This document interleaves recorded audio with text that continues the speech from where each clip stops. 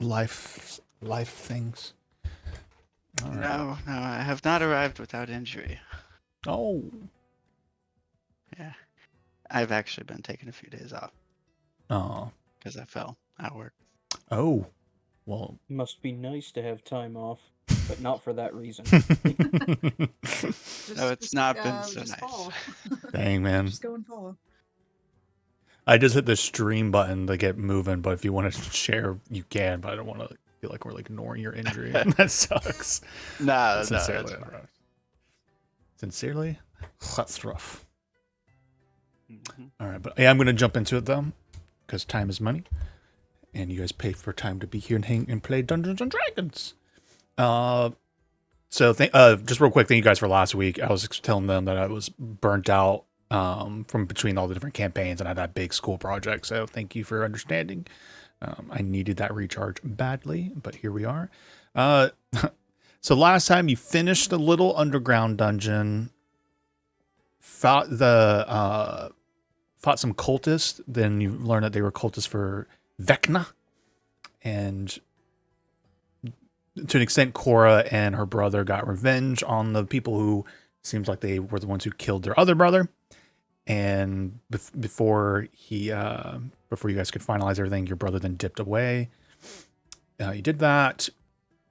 Then checked in with the Cali restaurant where Hillshire was going to try and negotiate terms for a new sauce cook, and got pulled into some of the deeper mafia-esque politics of the Cali food industry, and currently water deep in Baldur's Gate. And through that, it's like you got to ingratiate yourself into the family here in Waterdeep. So I want you to go steal from the family in Baldur's Gate. And so you'll have more information on that when they'll send somebody to the tavern to connect with you all and give you more information on that. There's also mention of a mimic. As you guys navigate all the crap that you can potentially be doing, because there's still like small little things like the Harpers, right? Oh my goodness. I can't remember the nobleman's name. There's just so many people. He had given you guys like a little side quest to like go talk to some doppelgangers. That's still lingering out there somewhere. But everything's on the table except for the mimics. I'll just let you guys know that. That's the one thing I have not gotten ahead of prep wise. But there's also some other things you guys aren't even aware of that are dangling out there ready. So the missing journalist. Yeah, there's the missing journalist still. Yeah. Also a thief. That thief who's been stealing stuff. Yeah, so you got a couple lingering things, and I believe we kind of ended with you guys coming back to your HQ to reset, get a long rest in, finish the level up. Yeah. I think. Yeah, because I think last we talked. Oh no, you haven't done a long rest because your sister is supposed to be there tonight. Yeah, or hopefully. Yes. Yeah. Or I think we're supposed to go meet her at the Yawning Portal. Supposedly. I mean, I sent out the message and everything. I didn't know she's going to show up. I wrote down, go to Captain Staggett, report about the Cult of Vecna, that we cleared it out, and give him the paper that we found about the Cult of Vecna extracting secrets. I said, find out where Gaxley disappeared to, and then meet Vesha at Yawning Portal 8 p.m. Or 8th bell. And I think, like, who are we talking to? The guy that was giving us the little heist quest thing and everything. Okay, yeah. I haven't written down here. Boom. Was that Freddy? Contract. Yeah. Acquire a mimic, 500 gold pieces, and then Baldur's Gate. Ship takes 1 day. Yeah. Break into safe and find rare recipe. Mm-hmm. Yeah. And I think we're still talking to that guy. And that's where we ended. Oh, true. Maybe you guys are still in that restaurant. You technically haven't left it yet. Yeah. That sounds right. And Graf negotiated yeah, we'll do it for you. And you're going to pay for transportation too, right? And he's like, I think you rolled good on that to back it up. So they were agreed right, because to. we were trying to get the sauce guy. The sauce guy. He's Man of the sauce. Yeah, yeah. And the guy's like, "Do me a favor, and then I'll give you the sauce guy." And I think the legendary, or I say legendary, with the standout moment. I love how Justin, you were going with Hillshire. Like, all this for a fucking sauce guy? I just want a fucking Yeah. sauce guy. Excellent. I gotta ask my friends. Graph too. Yeah. Oh yeah, that's right. That was a good That's one. so funny. Yeah, I think we did finish up talking to the guy, and we said we'd do it, but Yeah, I 'cause think we. remember we talked afterwards. And I Yeah. was telling everybody like, oh, you can't. This can't make it back to like my family at all. That's right. But I was just looking at Graph the whole time. Mhm. I don't remember we guys landed That's on like right. deception and insight checks on that because I think we did call for him, but I don't remember what they. Yeah, I think I said though that Hillshire's just probably not going to believe him. Yeah, no matter what, right? Yeah, Yes. yeah, exactly. Which is totally fair. Excellent. So yeah, we I'm can. not sure what time it is in the day. I know like it really didn't take that long for. Yeah, you guys got to the underground thing, I think, relatively early in the morning. You know, and then combat or dungeon crawls aren't actually that as long as we feel like they are. So you probably were down there for like maybe a couple hours at the most. So you probably made it here like, you know, lunchtime, 1 or 2 or 3 o'clock in the morning at the latest. So let's just say you guys are like finishing up this meeting at 3 o'clock in the afternoon. Third Okay. evening bell. Afternoon. Third bell. Okay. Cora would love to take a short rest. Actually, no. I keep forgetting. You know, all my stuff was long rest stuff. So yeah, okay. I guess that don't matter. And so I think we did agree to go to do the safe heist. You did shake hands on that, and Graf was like, "What happens if we do that and the mimic thing for you?" He's Yeah, like, he "I'll said pay we'd it for be it." in Yeah, really good. yeah, he'd I definitely think he pay said for. we'd be in like a really good standing with the I can't remember the name of the family. The Lorenzos, I think, are the Waterdeep. Yeah, the Lorenzos. I have to keep track of so many NPCs in this. It's wild. And then the Baldur's Gate family was the Giovannis. Yeah, Giovanni's. Yeah, that's right. Gotta remember the final gym leader in Pokemon Red and Blue. I never played Pokemon, so I don't. This one is beyond. You know, we could plan simultaneous hits on all the leaders of the families and take over the game ourselves. Yeah, but why? Why would we do that? I just want a guy to cook sauce.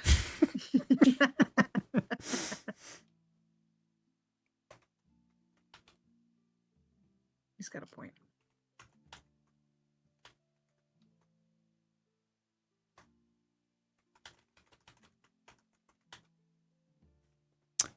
Yes. Does anybody really need a long or a short rest? I mean, if For I would say wise? like the meeting and stuff, you guys can call that a short rest. I'm totally fine with that. Okay. You guys were just chilling in a restaurant. I think he'd probably like to wash a bit. Weren't we like in the sewers and had Yeah, shit water all over? we were in poop. I forget who was it that was just like, I think it was Hillshire.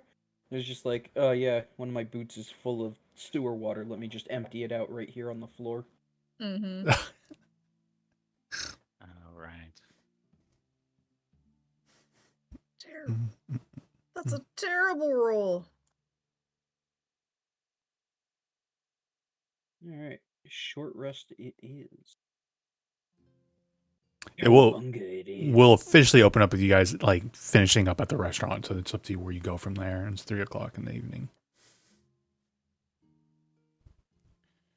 Well, 5 hours to kill until a meeting.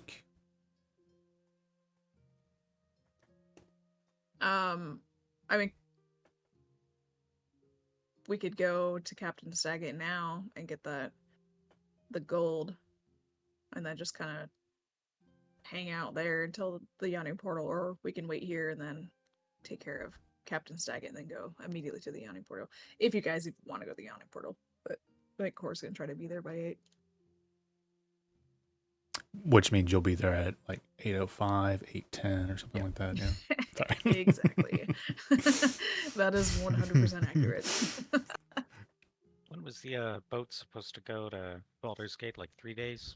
Yeah, we left that kind of vague because I needed to get my ducks in a row. So like the idea is like a contact will reach out to you guys in a couple days at max to put together the details. So there's no like hard timeline or anything like that in regards to that yet.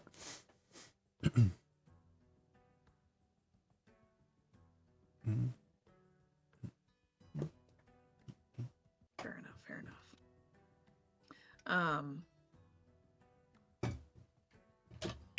I mean, yeah, I'm not going to take a long rest or anything, so I say we head to Captain Staggett.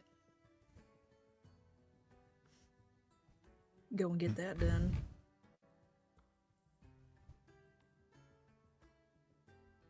Woohoo! I found in my notes how much he told you guys he's going to pay you. What? No, I wrote it down too. What I do you know- have?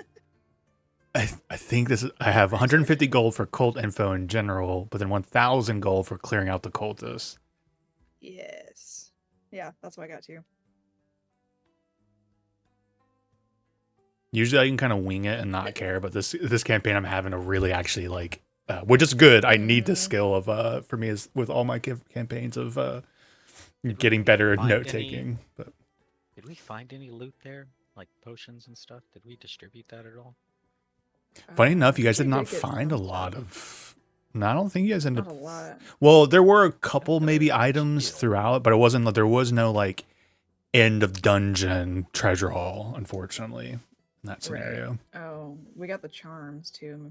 Like Charm of the Creeping Hand and Charm of the Something Eye. There was that shield. Yeah, you got those little charms. Yeah, we gotta go sell the shield. And, oh, actually, before we would leave, let's see how much would I... Ooh.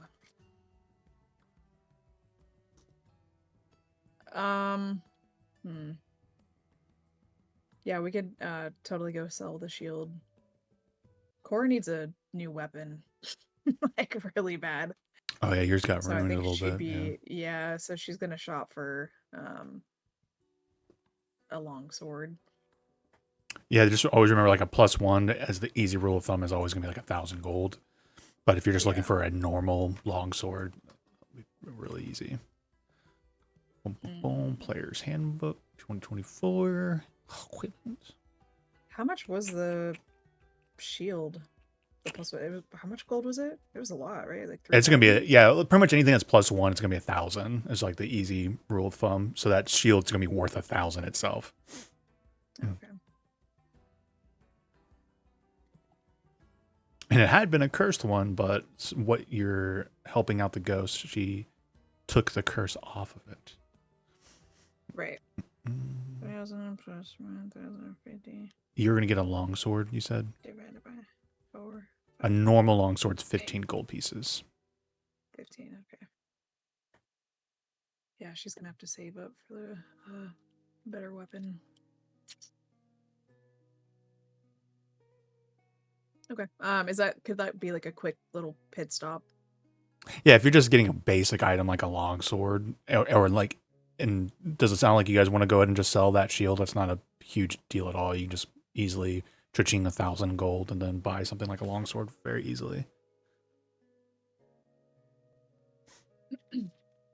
You alive there, Yeah, Graph? do it. Because I think technically you have your hands, your grubby little hands on the shield. Sorry. Yeah, I'm a bit tired. They're just talking about selling the shield for 1,000 gold. Do you have any issues with that? So technically, it's your item.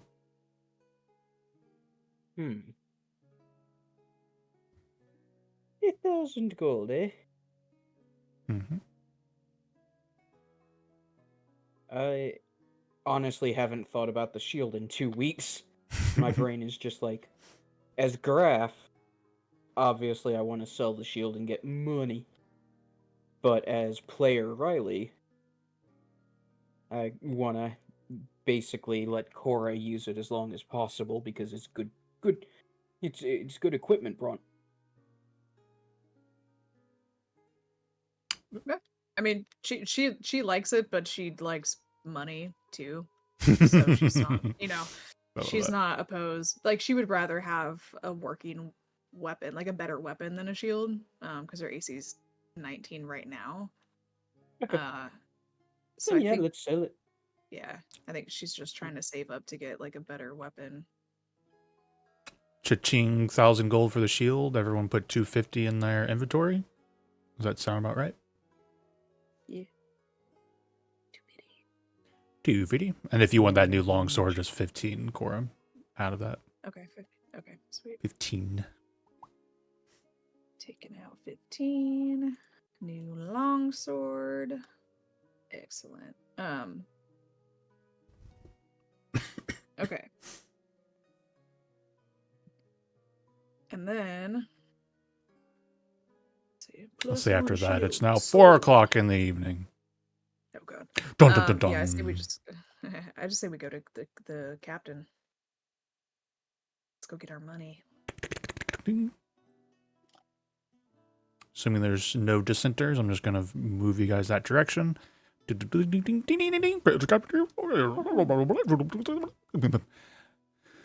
And you- proof too. We have that those documents that we found. What the cult was trying to do. Oh, yeah, you did. Yeah. You found the little library research area. Well, because I wrote down we have to cleaning out the cult with proof. So that would be proof. I personally don't feel like it needs to like RP it out too much, unless there's anything. It sounds like Cora, you might try and keep out of the conversation though any information about your brother. Oh, 100%. Yeah, so just go give me a general deception check. I'll give you advantage. Let's just assume somebody was like helping mask that for you. Okay. Mm-mm-mm. Nat 20. Nice. Oh, not 20 insight check with a plus 15. Not. He does not seem to pick up at all. You know, it was a very, very, very, very low any sort of DC because it's not. He wouldn't even know. But Right. yeah, you guys pass all the information over. Tell them your experiences, where it happened, so they can go poke around some more if they want. Vecna, and he's like, "Cool. Here's 1,000 gold plus. Was it another 150 for the information in general?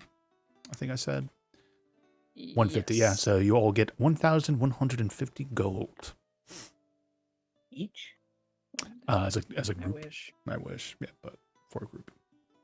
Divided by 4. So it's 287.5.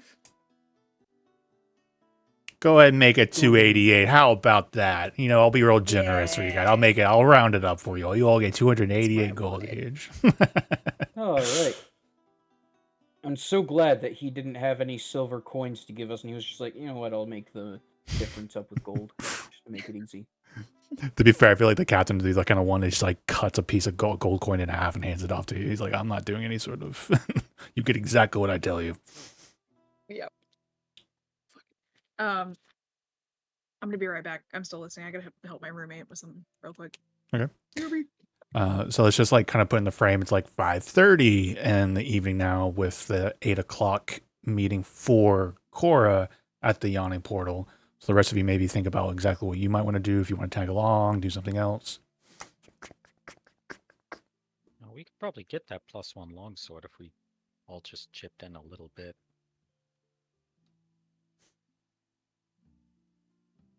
How much is a little bit? How much do you have?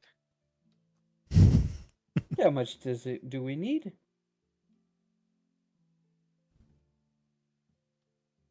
I don't know. It depends on how much you have. Well, I don't know. It depends on how much we need.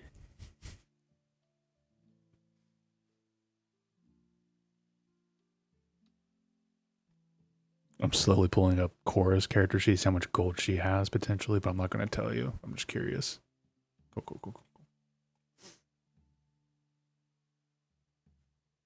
Well, here, I'll start first. I have about 850 gold. Now, how much do you have? Yeah, just a hair over 900.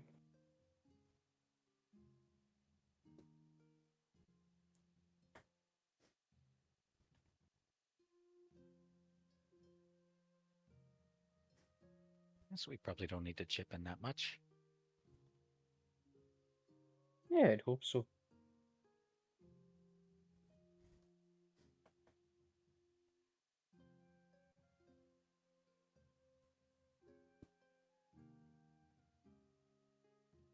Honestly, I don't think Hillshire's ever probably had this much money before.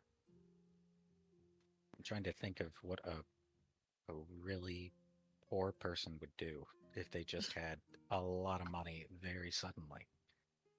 Lots And all of I can think of drugs. is, well, I was thinking clothes, but uh, About to own the Probably newest Mercedes-Benz carriage.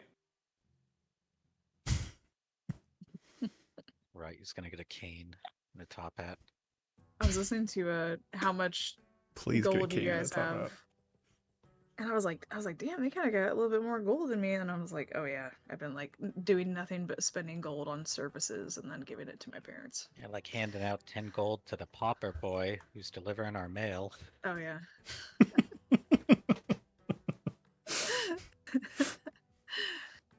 He's still floating outside the window. That'd be funny. I mean, if you guys want to contribute to the +1 longsword, I wouldn't be opposed to it.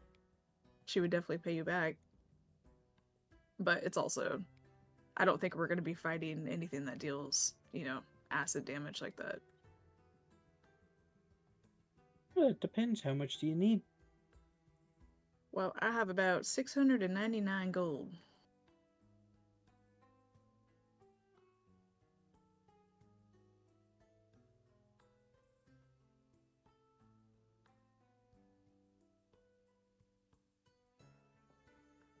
Nice.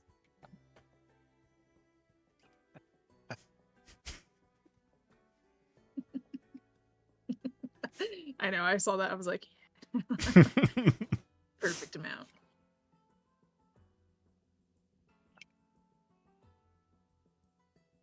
Nice. Yes, But I mean, we don't. Well, we Oh, don't. could We don't each have probably to. do 150. I'll put you over, and you'd have money left over for the mail boy. True.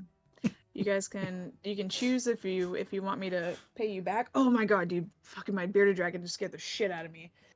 Woo! I forgot I left him on the ledge. I just saw something crawling on the floor. All right, shit my pants, Beardsley. Yeah, you can choose to either have her pay you back or she can owe you a favor.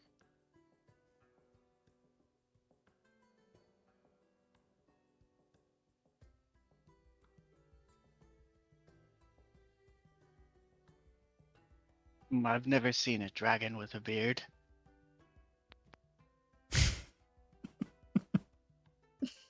A dragon with a beard.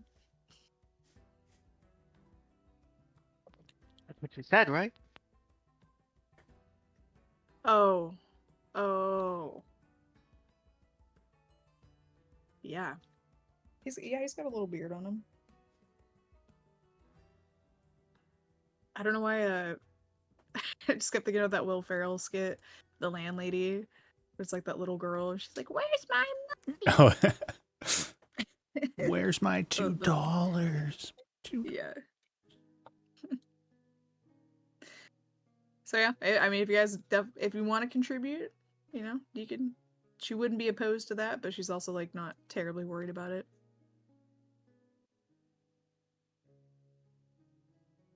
Graph will produce 151 gold. Oh. Whoa. If you pay 151. me back with interest. There it is. That was good, Riley. I knew it. What Charging a percentage of vig. interest? Percentages are hard. Let's say, make it 175 when you do pay me back. Deal. I can do that. Alrighty. 151 gold to you now. 175 to me later. 151. Pineapple juice and Malibu caribou rum. Alright, let's see. Oh, Graph. Was it 175? Yeah, 175 to pay back. Okay.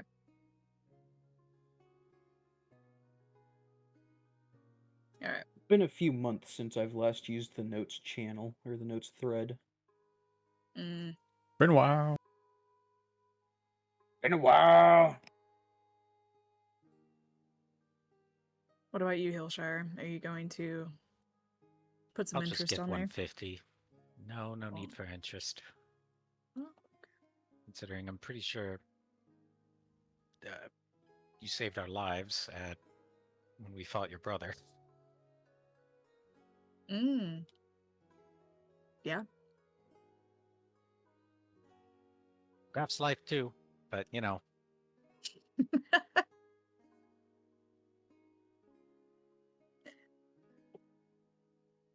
Oh. Hillshire 150 go pieces. And Zaba's just off to the side, just like, never seen a dragon with a beard before. Just like still very confused. All right. All right. So you got my money? So you guys gonna buy a +1 longsword, Cora? Yes.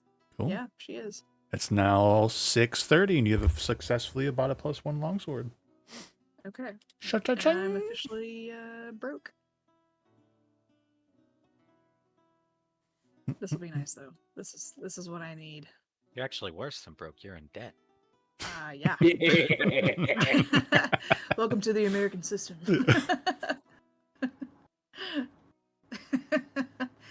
At least I'm in debt to friends and not, well, at least one friend.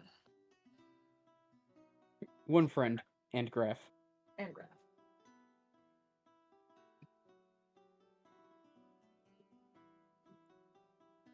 All right, 6:30. What would you like to do? You have an hour and a half until a meeting with a sister. Sister. Mm-hmm. If she even shows up at I all. need to go and I know if she shows up.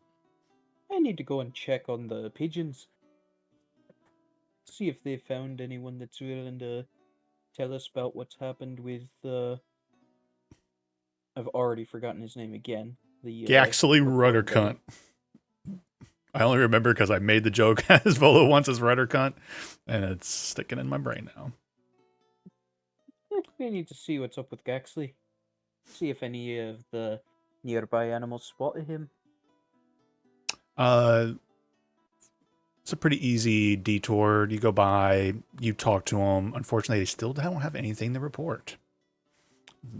They're still working on it, but they have not cracked any sort of lead yet for you. Alright, well, I still have 3 spell slots available, so I use one to give them a set of good berries. Your offering is appreciated. Thank you. Woohoo! It's now 7:30. Oh, we should probably go. And you arrive at 8:05. Okay. Yeah. Cora's she's not very stealthy, so she's gonna try to get there early and be incognito. I'm pretty sure whenever you did this, I was going to have you roll a persuasion check in this moment to now see, because it was very much because you, if I remember correctly, right, you were just, you didn't tell it's you or anything. It was just come meet me here Yeah. at this time in this place, a friend. So I'd Yeah, like you to go make a persuasion check. Okay. Persuasion. And at least I have inspiration.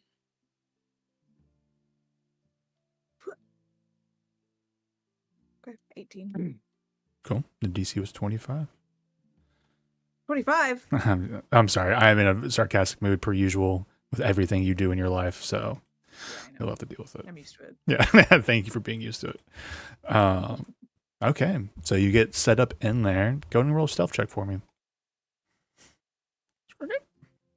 Yep. Yawning Portal's map is up, but I don't even have a actual token for her, so use it as much as you guys want to. It's not that important, but it's there if you want to fuck around in the Yawning Portal. It's been a while. 11 total. She has a hood on Okay. and her mask.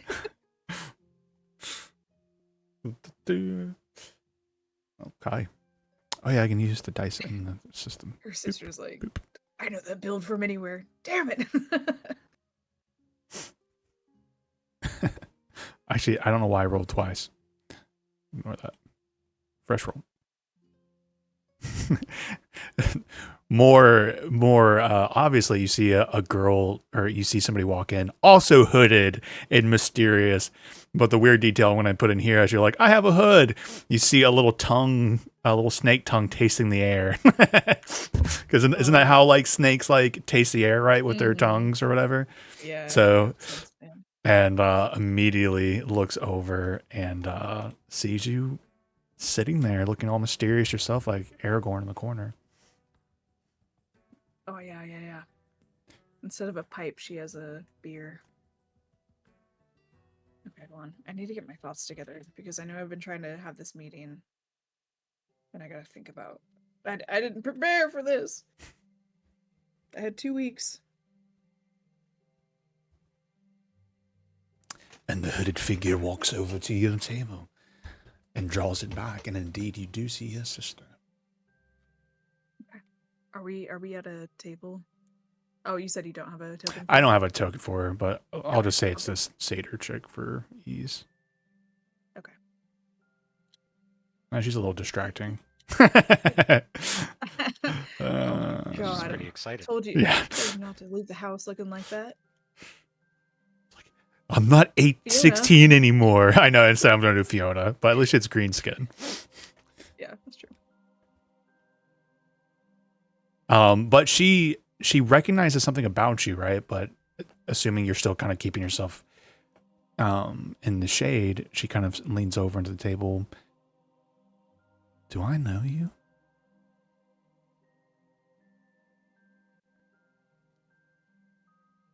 I'm afraid you do. Do you say that dramatically and pulling your hood back? Yeah, right. Yeah. Yeah, I think she would. She would lower her hood, keep her mask on. Actually, is her sister like out in the open, or is she like, I mean, her face, or does she have a hood on it? Is she trying to conceal her UNT? She is actually trying to conceal it, so she's keeping her hood like to keep her face in shadow as much as possible. But she doesn't have a mask or anything like that. But yeah. Okay. Yeah, Cora would take off her hood. She's got that like signature like crazy ass hair. And Vesha is literally, reacts like in shock.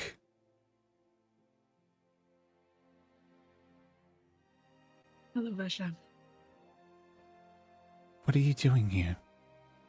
What? You're supposed to be dead. I am. I was supposed to be. What are you, like a walking fucking undead or something?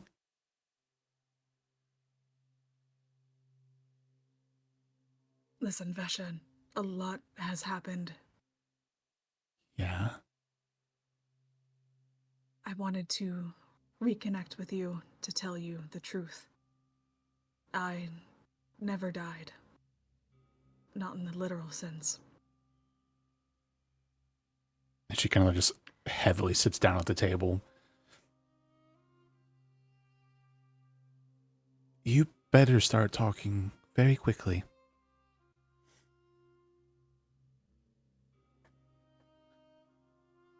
I had to leave. The only way to leave the church was to stage my death. I had to leave. I didn't have a choice.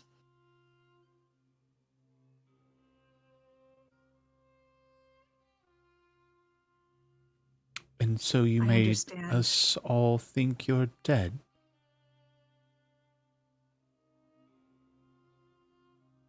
Yes. This is very difficult. We had a funeral for you.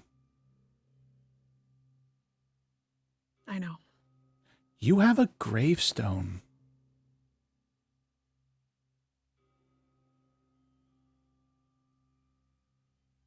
Vesha, please believe me that I did not want to do it. I didn't have a choice. But I understand if you're angry. I don't blame you. I'm not angry. I can't believe you're alive.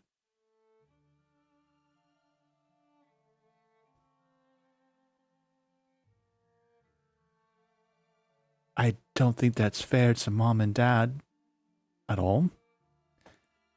But I understand why you did what you did. We all had to do things to get out underneath their control. How long have you been in town?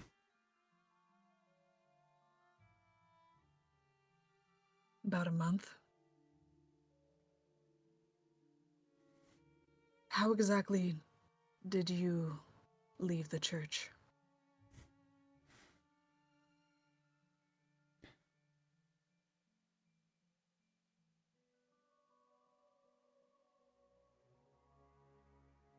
I had to do things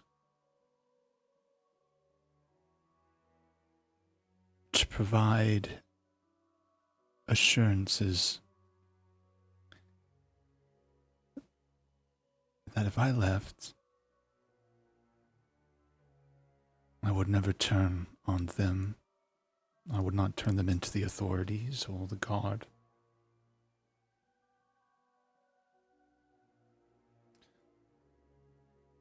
But my time with them is done.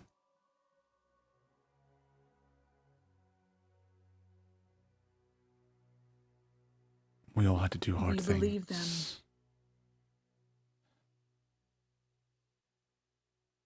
Do you believe them when they said that they would let you go? I did. I do. Only for the fact that Aaron has taken a position of leadership. I hate to Or kind of use... hisses at that. He's still there. Ryu was too, but Corey's dead.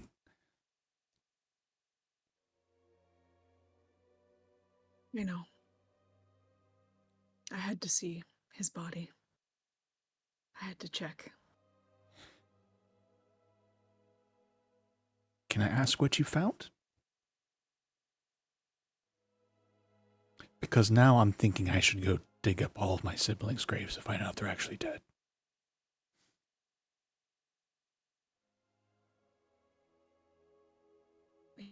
I saw his body, but is He's he gone. dead? He's Okay. gone. That's the strangest question I think I'm going to ask anybody in my life.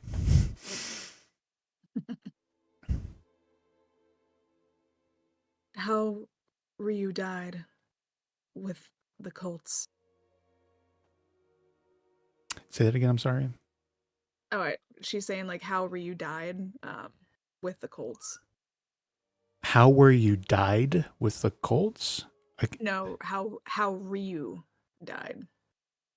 With, Oh, explaining- got you. yeah. You're saying your brother's name Ryu. And I'm like, I Yeah, heard, how yeah, are sorry, you Ryu. died? I'm like, that Oh, is no. broken English. I am not understanding. That's so funny. You We'll tell just roll her with how Ryu died. This is what you said. yeah. Okay, gotcha. Yep. How Pretty are much, you yeah. died with the Colt? I thought you were How like you asking died? your sister like some sort of broken English. That's so funny. I felt like my brain was malfunctioning. That was great. That's what Aaron told us, but I'm just not sure if I'm relieved or saddened at the fact that he is dead. But who knows? When is the last you talked to Aaron? Ryu's funeral.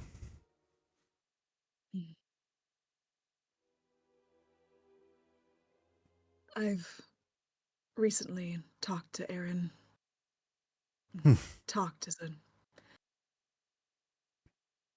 How? talked is a lighter word for it. Yeah, I bet that went really well for you. It did not go well. That was sarcasm.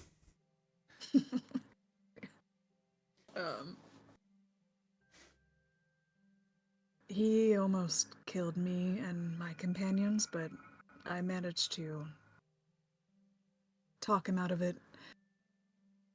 We tracked down the cult that had killed Ryu. It was the cult of Vecna. We took care of them, but Aaron left afterwards. Who is Vecna? I think we rolled on, so like Cora would know who Vecna is. I don't remember what everyone rolled, unfortunately, but you guys did roll at some point. Some of you definitely knew Yeah. who Vecna was.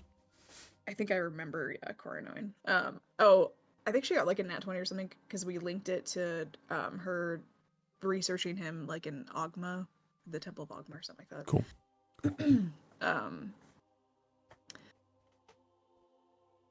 A very, very powerful. He's a lich, right? Lich.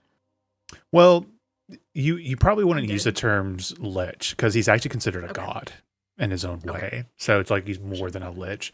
So I think most of Yeah. the things you would read would refer to him more in the terms, at least the mythology of him, right? Would be more centered Yeah. around the fact that it's like he's a god of some sort. Okay. Yeah. A very evil, dark god of the undead.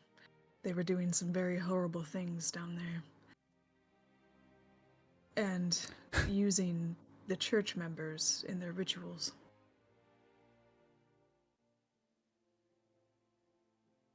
They use their own people for interesting. And so this Vecna god, this cultist, infiltrated the cult's the group, just kind of looking around the tavern, you know, just want to like, that is pretty fucked up for Mm. all of them. And so they killed Ryu. She kind of leans in over to the table. You should know that the war between them has gotten rough. I got out before it began. Between the cult of Vecna and Church of Sirik. Okay. There was an attack. She kind of leans in closer. The cultists had to move out of Waterdeep. I know, I'm sure they still have cells around here somewhere. They did. They actually had to move after the guard were sniffing at their feet, their trail. If I understand correctly, they moved out to an island. Small island, not very far. And there was an attack. There was an attack at this island. Mm-hmm.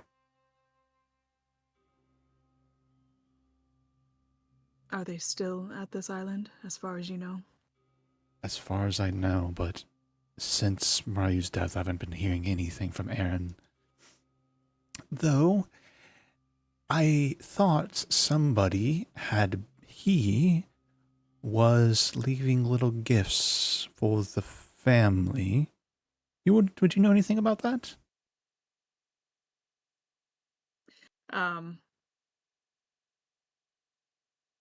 Cora she kind of like looks away and like crosses her arms.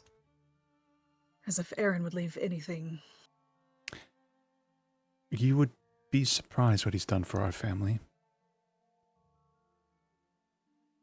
She like levels her eyes at her sister. He remains in the church. He's put a danger to himself and our family. I'm not excusing him of his affiliations. You know how hard it is to get out of that, to live through it.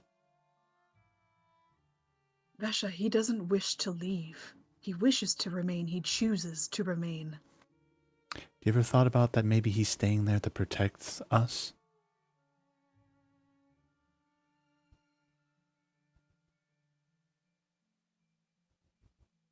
I have. Even though a part of me thinks that maybe he's not so selfish. He's selfish. Well, everyone's selfish, I guess. It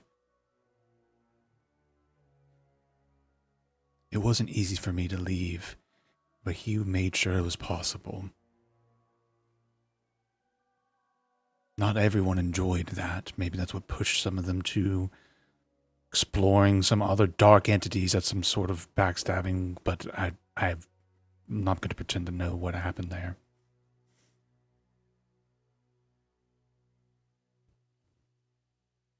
And not Sirik definitely has his claws in Aaron.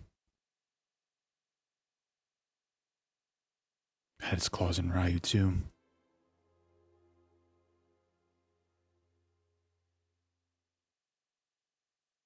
Vesha, the reason why I've come back is because I've made a vow to destroy the Church of Sirik. Chirik. God. Cheerios. Cheerios. I really want a really bad mock-up of Cheerios now with like Siricos or something on it, with like all sort of weird cult symbols on it. That'd be funny. Their breakfast meal. I have no love for anyone in the church, but I do have love for my brother. Is he on your list?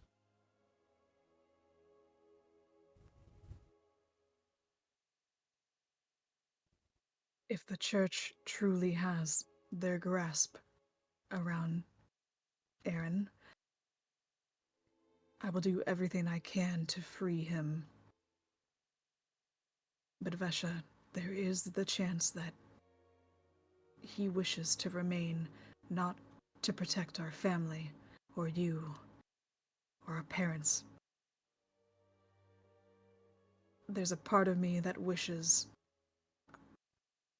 I hope, if he has the opportunity, he will leave. But there is also the chance that he will stay.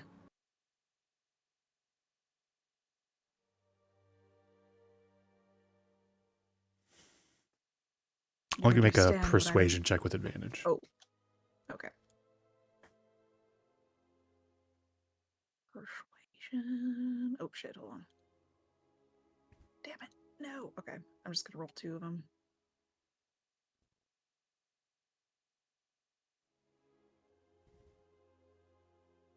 Dirty 20.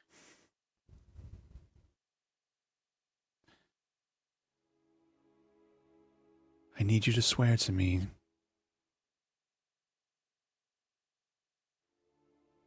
that you'll do everything possible to make sure he survives whatever is to come.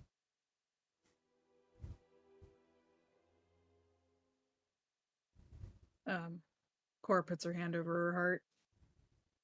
I swear to you, Vesha, I will do everything I can to save our brother. If it even means you die, would you lay your life down for our brother? She keeps her hand on her heart. Even if my death is required, I will die for any of you. As he would do for us.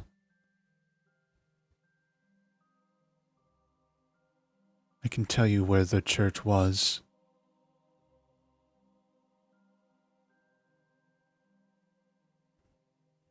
There should still be survivors holed up in there.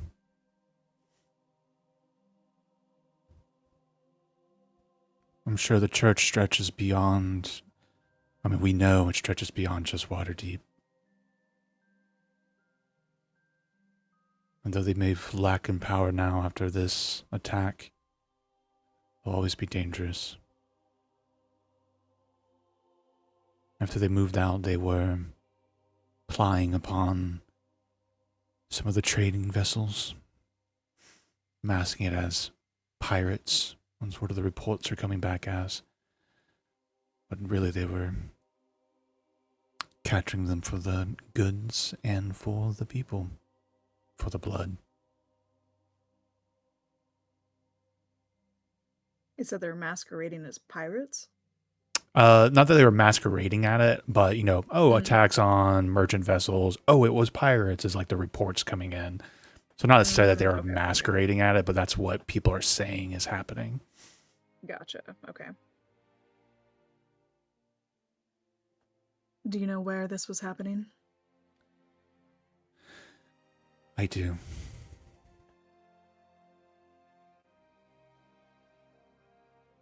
And I would like to see them all burn. But not him. Its name is the Isle of the Abbey.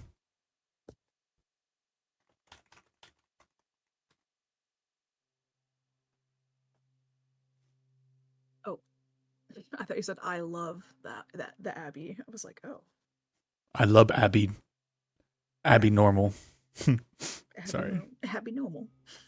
You're telling me you put an abnormal Abnormal brain brain. in a...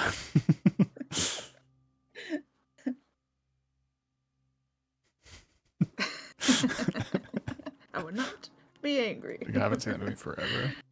It's so good. And I'm sorry, Isle of the Abbey is that's the name of Sorry. My Island. door is No, you're good. closed and I can hear Mish just live out the loudest cackle right now. She is dying in the other room. She's anyways. But yeah, the place is called, it's a little island. It's called the Isle of the Abbey, and Abbey. it's not very far away from Waterdeep. They chose it because it's infested with undead, which helps. So local authorities have considered it kind of a lost cause for many years. I've heard they've had plans to try and tackle it, but, explorers go and they die. Adventurers go and they die, and they blame the undead. But now we know it's actually at the heart of the island.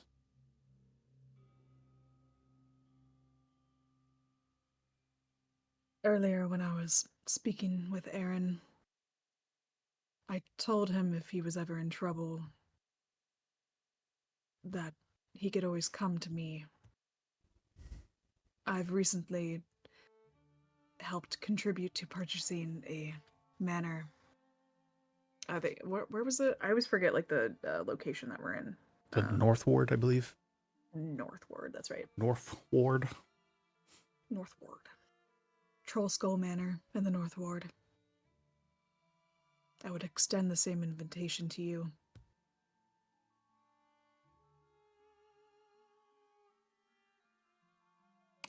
What about our parents? What about mom and dad?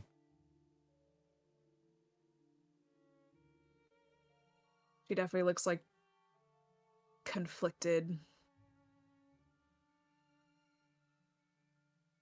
Every part of me wants to go and see them to let them know that I'm truly not dead.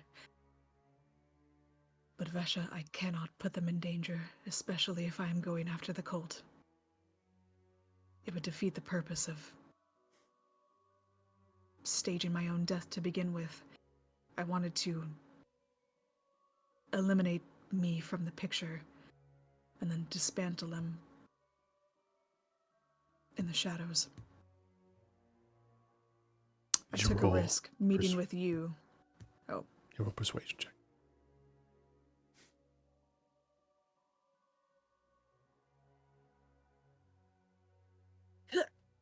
Hoi. Ugh, 12. 12.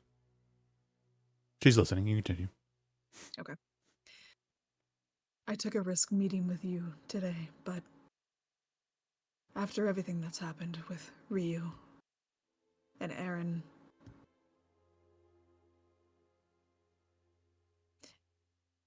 it is hard to live with the guilt of what I did to all of you. And I wanted to apologize for everything that I've put you through, the grieving that I made you feel.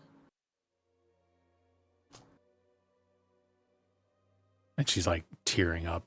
She kind of reaches a hand out to like touch your hand if you allow it, kind of like sisterly. Mm-hmm.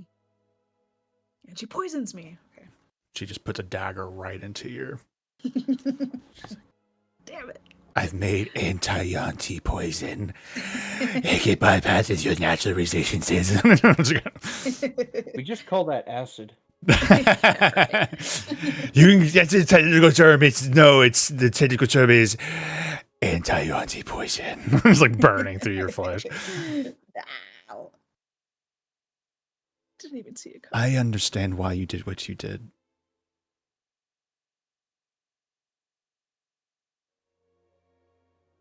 We grieved our family for so many years. It's just more grief, but now that grief is gone.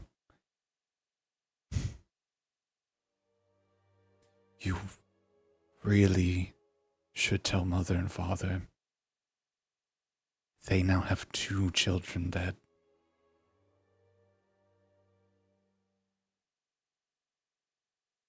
They're not doing well. And as we can see, they believe Aaron soon to follow. And if he was to follow, I could have been next. They deserve to know that not all their children are dead, and that things are happening to give them hope that some of us might survive.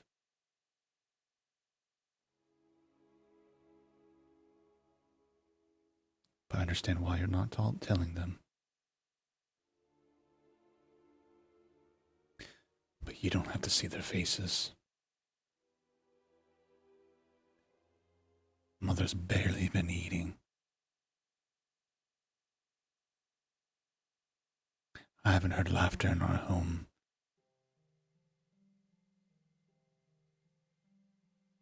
In so long. Hope has been in limited supplies.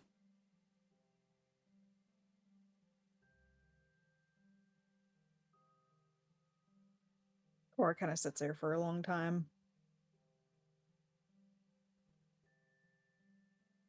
Perhaps in my quest to protect them, I just ended up hurting them more. And then she'll kind of nod. Okay. We'll do this your way.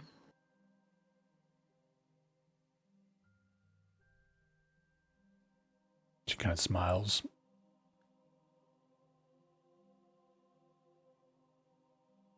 You can think about it. I think that would be best for them.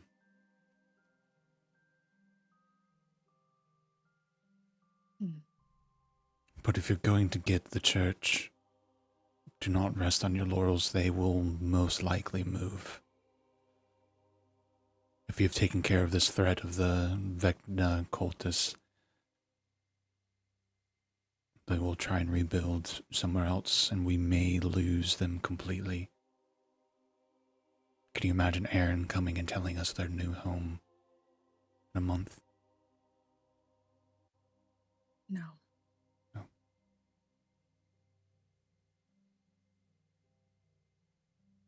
I understand. Time is of the essence.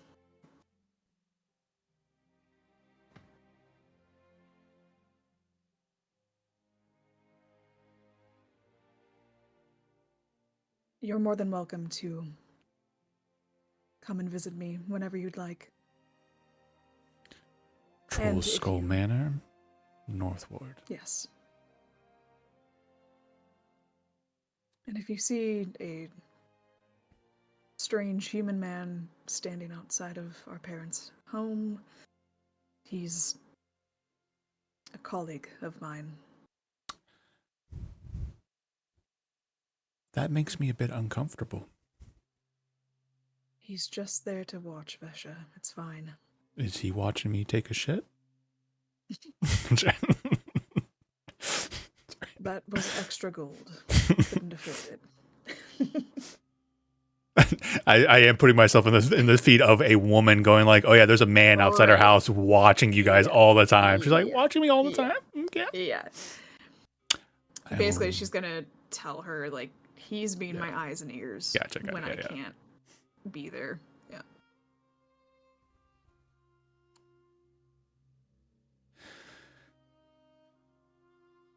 Even more reason for you to take care of it sooner than later so we can maybe not have a voyeur outside of our home.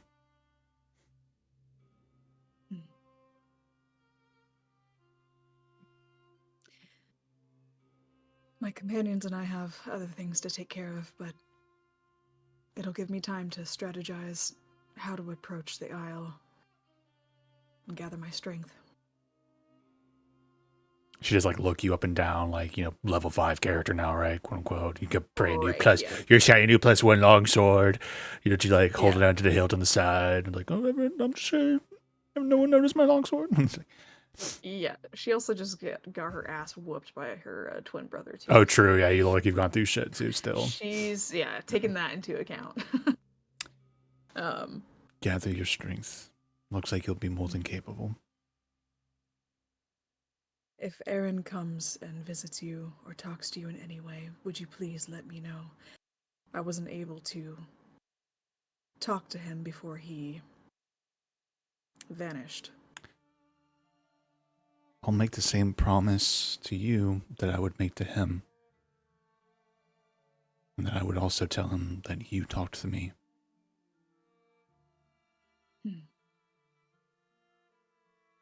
He's not very happy with me. But he is my brother, just as you are my sister.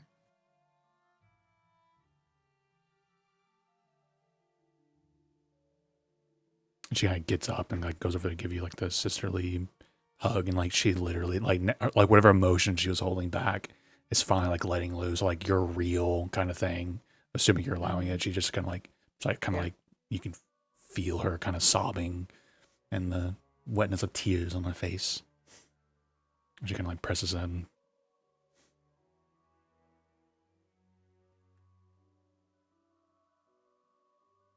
Please don't die. Again. And please try and drag Aaron out of the flames.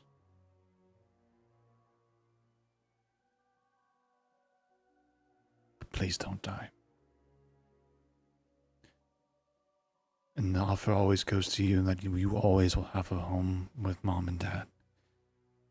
Please don't wait too long to tell them. I should get back to him.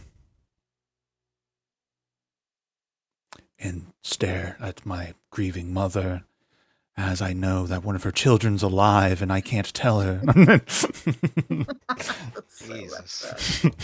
God, that's so messed up. I swear I'm going over there to let them know. I just need to rest first. I think like before she leaves, Cora definitely goes, the money that keeps turning up, please, if Mom and Dad have an issue with it, hide it from them. Use it in any way that helps you. We thought it was blood money. But I'm going to go buy myself some new clothes. It's been a while. Thank you very much. I had the eye on something, silk. It's been a while. So, thank you. I might go get a massage, too, with that money. She just kind of smirks. What'd you guys put in the coffin? What did you say, Hillshire? Said, My what did you coffin? guys put in the coffin? They When you said they got her a created- headstone. Was Hillshire here for the whole conversation? I see your. To be fair, I do see your MIDI there, but like I there wasn't like in a big awkwardly just sitting there. Awkwardly sipping like a mug Sipping a while this beer. conversation's going on. There was no coffin. It was just a headstone. We couldn't afford a coffin. If we could, we would have, took some of her belongings and, maybe like a broom with like a mop, put it in there, draw a little face on it. Vesha, this is my companions. This is Hillshire, Graf, and Zaba. They're the ones who helped Aaron and I take out the cult. I mean, the group. She kind of nods. Have you all been wronged by the cult, so you're out for revenge? No, we were offered some money. That's why I'm doing it. I can't really say for the others. Gold is your motivation. Aye, a fairly consistent one. If this helps push the needle of helping our family, you should know that the church had been piling a good bit of resources on the island before it was attacked. As far as I know, it's still there.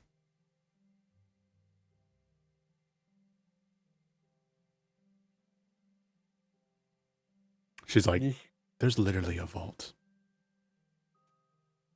Another vault?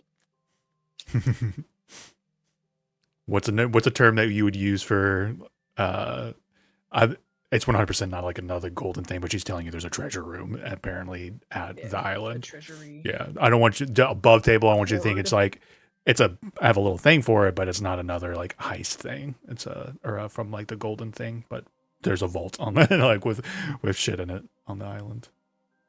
Hell yeah. I see what she's doing.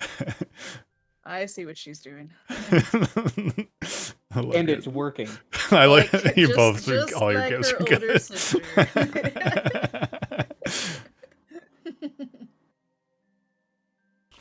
If you need any help, let me know, but I'm not one for fighting anymore.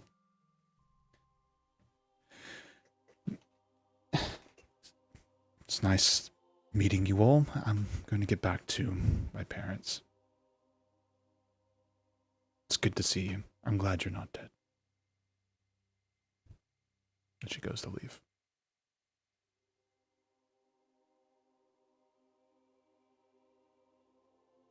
Yeah, she seems profitable. I mean, nice enough.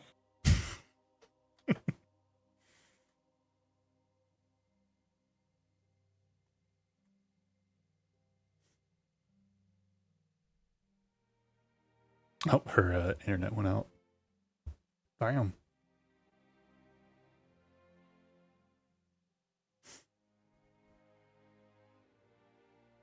While she's gone, I can't wait for her to find her sister with her head like cut off at the end of all of this. It's a traumatic ending.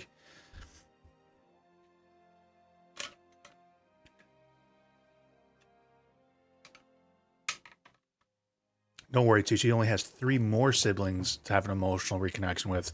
We're almost there, guys. I'm just kidding. That's the last sibling.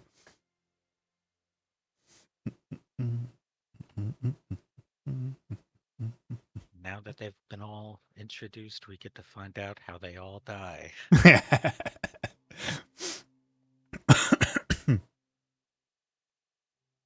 She says Cora says goodbye to her sister and does whatever the group wants.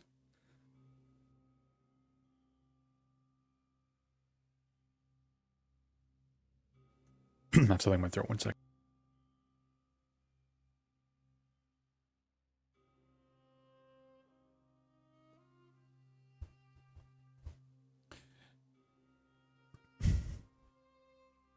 Lauren is a champ, though. I love that she did give me like this big backstory with all these siblings, and I was like, all right, one of them dies. Like, and they're dead. That was such a classic moment.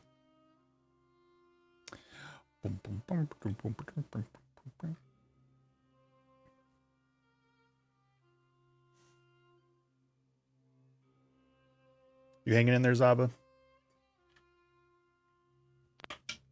Yep. Pain meds wearing off. Nah. They're still running strong. They're going strong.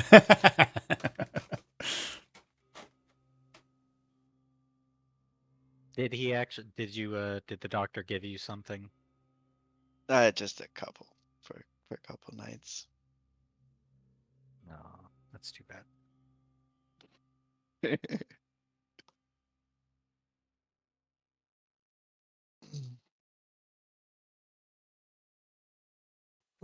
Yeah, so but it's nice to be able to sleep. yeah, think about what you guys want to do after this whole meeting. I'm assuming you guys are just waiting to unpack that with Cora, though. Yeah. Like, I know our group's got a handful of things already going. Yeah, we have There's so many threads. plates right We now. just Yeah. added another. Like, I don't want to. I don't want to throw us in towards a whole another side thing.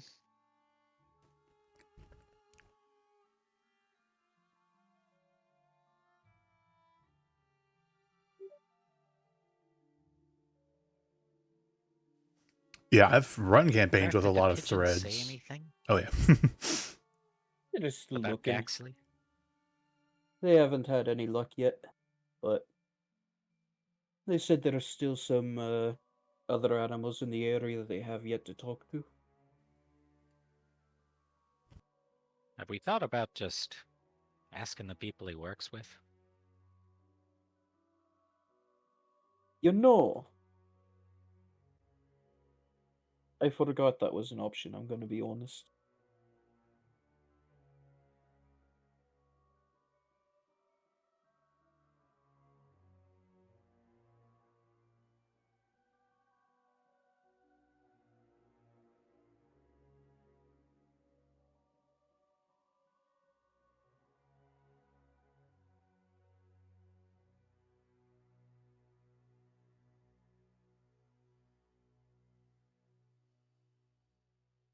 I'm back. Woohoo! Go ahead and roll initiative. Uh huh. Why? There's a dragon coming out of the yawning portal hole, and it's attacking the okay. tavern currently. Okay. Cool. It's already that killed like your a- sister. Yep. You're now holding Is the it, her bloodied skulls like in your hand. Okay. Is it an ancient dragon or No, it's only an adult, so you're good. only an adult? Okay. Mm-hmm, All right. Cool. Perfect. I think we're ready. We're level 5. We can do it. You got this. It's actually something very interesting. I'm so used now to having like OP parties with all their broken magic items and like big party count with like Tuesday. So like stuff I have to throw is usually like I have to really push hard to make them very powerful. I have to like remind myself like these guys are only level 5 and there's 4 players. There's only 4 characters and it's Yeah. pretty chill. It's like Really go. literally go have to easy remind on me. myself. Yeah, I literally have to check my calculations sometimes. They didn't really get too much into it besides asking about Graph. Like, what did the pigeon say? Oh, okay. I made jokes about killing all your family now. So, Oh, okay. Cool. Cool. so we're still kind of in that moment. Your sister just walked away. Okay. Gotcha.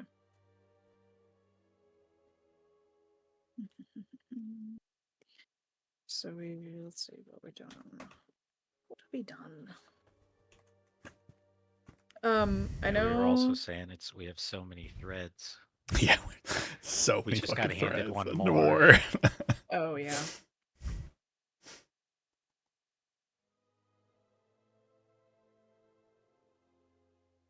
Yeah, we could start weaving a nice blanket with these story threads. We can start weaving together a nice story. The story thread. B plot, C plot. Okay. Yeah. We got the threads. Going. So I guess I forgot what I was gonna say. the Isle of Abbey, the island. I'm sorry, they said it was on the outskirts of Waterdeep, right? It's not Or very it's just far that- from Waterdeep. Okay, She, gotcha. if you needed more details, you'd probably say it's like a couple hour little boat paddle out to one of the little Okay. barrier islands. Okay. A haunted island of undead. Dude. And then Above we table, have- Ed is an adventure I have pulled from Ghost of Saltmarsh, just so everyone knows. that I'm adapting. Ooh, fun. I've wanted to play that one. And then time-wise for the Baldur's Gate, we have a couple 3 days, right? Before somebody 3 days. 3 days Hmm. before. Well, 3 days and then question mark in parentheses.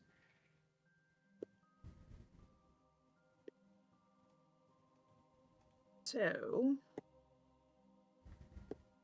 what we could do, we could definitely, I mean, just kind of prepare, mess around for 3 days, try to find Gaxley, until we have to go to Baldur's Gate, and then hit the Isle of Abbey later, or we can do I mean, that if- Abbey before we go to Baldur's Gate. Yeah, I was gonna say if the boat ride's just a few hours, we could probably just do it tomorrow if we Yeah. wanted. Could Cora make an insight check? Could she? Basically, she's looking for like, are we ready to like go to this isle? But like mentally and physically.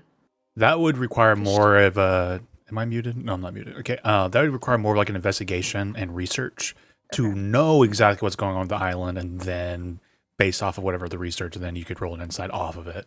Does it make sense? Okay. Yeah. Well, in that case, she might hit up the Temple of Ogma and see if she can find any information about the isle. It's pretty late now, so unfortunately the temple will be closing Yeah. its doors. But so Next day. yeah, so that'd be kind of my question for this evening, as shops and such are closing down or closed. Is there anything you want to do this evening?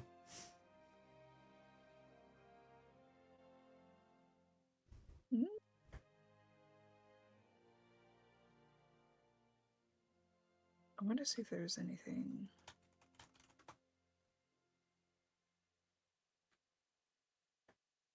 Hmm.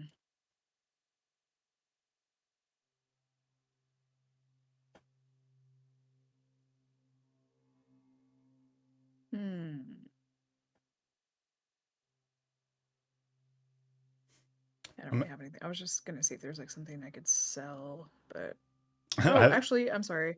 We have those 3 gold rings that we got that were 10 gold pieces each. Hmm. So we could have sold those. So 30 divided by 4 gives us a little more gold. I'm going to ask this above table. Kevin Zaba, I have something for you, but it's I'll let you decide if you want to interact with it because it's not that important. But I have information about Zaba wanting to create the hamster wheel thing from Leaf. Oh, yeah. I can delay that if you want to just chill tonight, or we could touch on it a little bit if you want. I'd love to look into that. Okay, cool. So yeah, how much does it? Everyone get gold for the gold rings, Cora?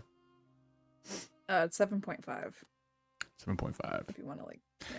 Round it down this time. No, you guys can do just 8 gold each. It's fine. Yes. I don't think I've ever been here at a party. It's been so long too, where people are like, "Yes, an extra gold. Fuck yes." I know. That's 1 gold out of debt to Graph. I literally. I just love dropped 1,000 gold on something. I'm like, give me everything. Not that important, but I'm just gonna pull this to the troll skull. $100 score.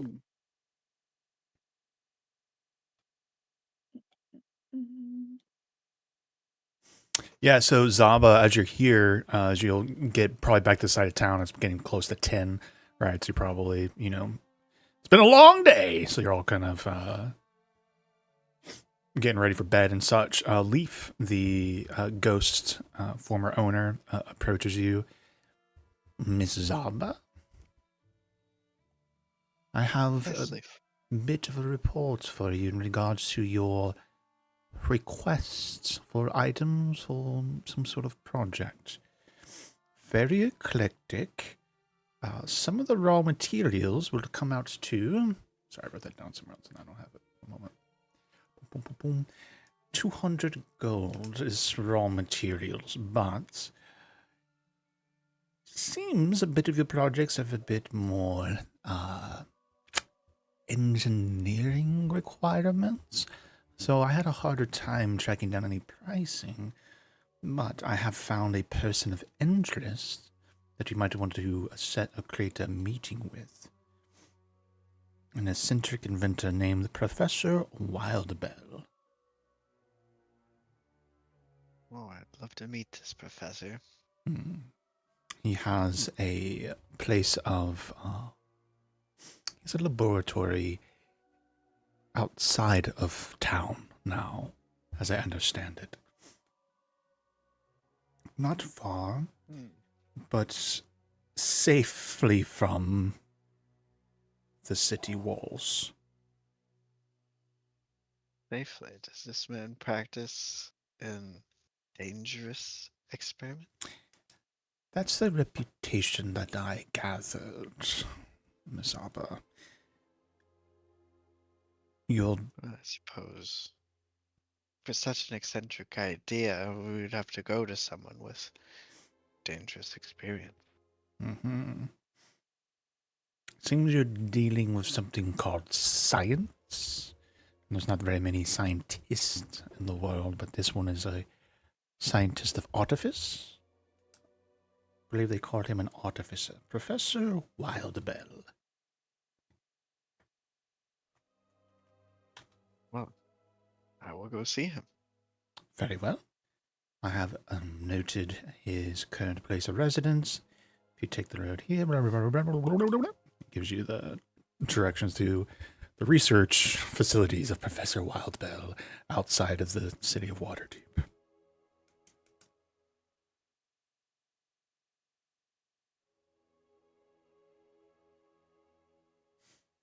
Would anyone else like to join me on a tour of this lab? You might get to witness what I was talking about in the first place. You said it was outside of Waterdeep? Mm-hmm. It's not like a day's journey. It's literally like an hour's walk outside the city walls, but sounds like okay. his research facility had to be... maybe he got evicted from the city because of experiments and such. He had to be sequestered to the outside of the city due to noise complaints.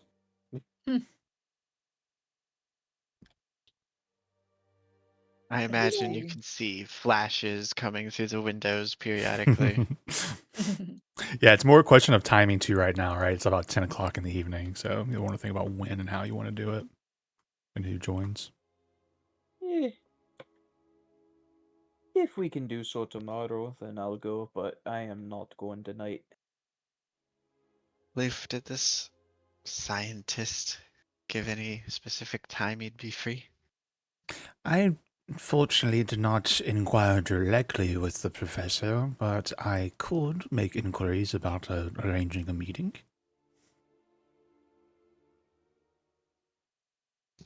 Well, it'd be great if you could do that. I will get on top of that tomorrow, first thing in the morning.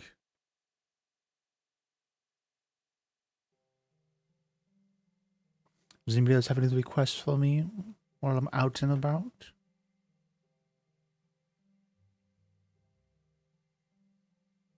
No, I'm good, thank you.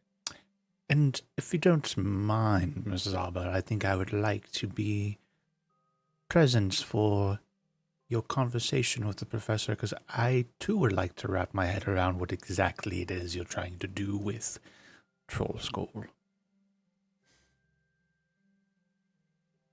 Oh, you're more than welcome to join us. Thank you. It'd be quite the sight to behold. I imagine so. There's nothing else. I'm going to go into my grave now. Sleep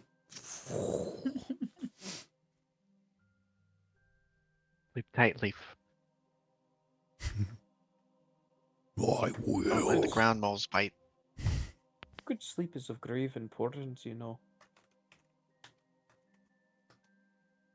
You take I am everyone very takes tired. psychic damage.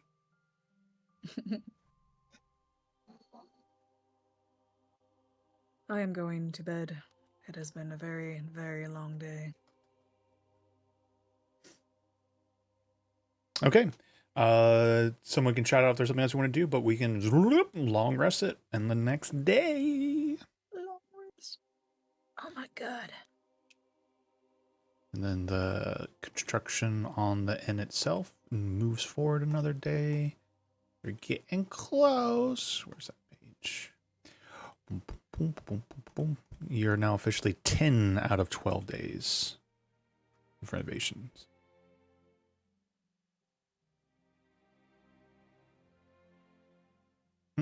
All right. It's a new dawn. It's a new day. What would you like to do? Hold on, let me get my long rest in real quick. Yes.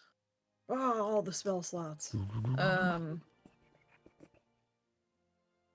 Well, we have what, 2 days until the inquiry about the ship to Baldur's Gate. We have the Isle of Misery. What is it called? Isle of the Abbey. Oh, shoot, it's also like 2 days till we open. Yeah.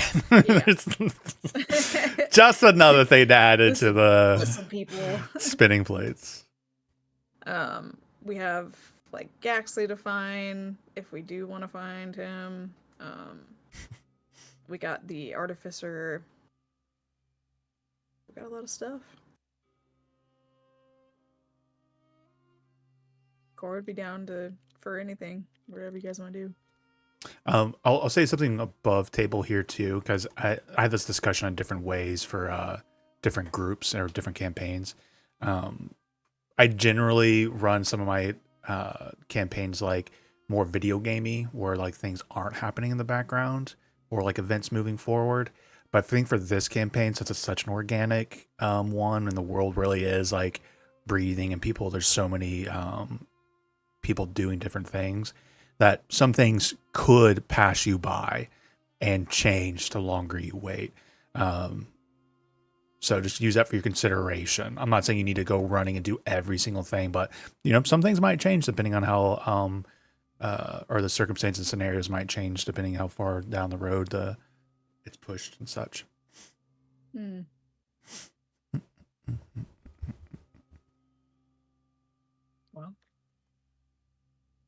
what do you guys want to do? Want to go see the Artificer? Artificer? Since that's like the closest one. I don't know if I'm interested in a magic show.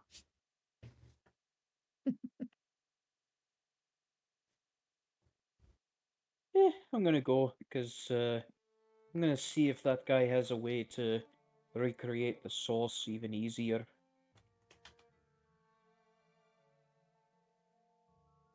There's no way you can recreate. I'm not going to dignify it with a response. If he can take a cup of sauce and just make that cup of sauce exist twice, then hooray.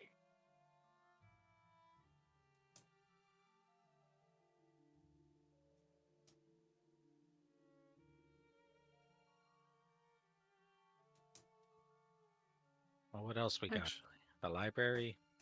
And well, I won't RP it out, but Leaf, this morning is like, I'm out to go arrange that meeting unless you want to tell him otherwise, Zaba. Because his plan was to go and help try and arrange a meeting to potentially meet with him, or you guys can just go, but he'll ask before actually just dipping out. So Leaf is gonna leave now to go ask? Yeah, it's the morning, right? It's the new morning. So he's like, I'm going to go do what I said I would do, which is I will go try and arrange a meeting and check with other inquiries for anybody. Certainly. I assume you can travel faster than someone bound by a physical body, yes? Yes, Wonderful. but perhaps not as fast as the Griffin Riders. If only we could fly like that. I'll be back in a bit. I gotta go to the bathroom. 10-4. Hope it's good poo. I hope so too.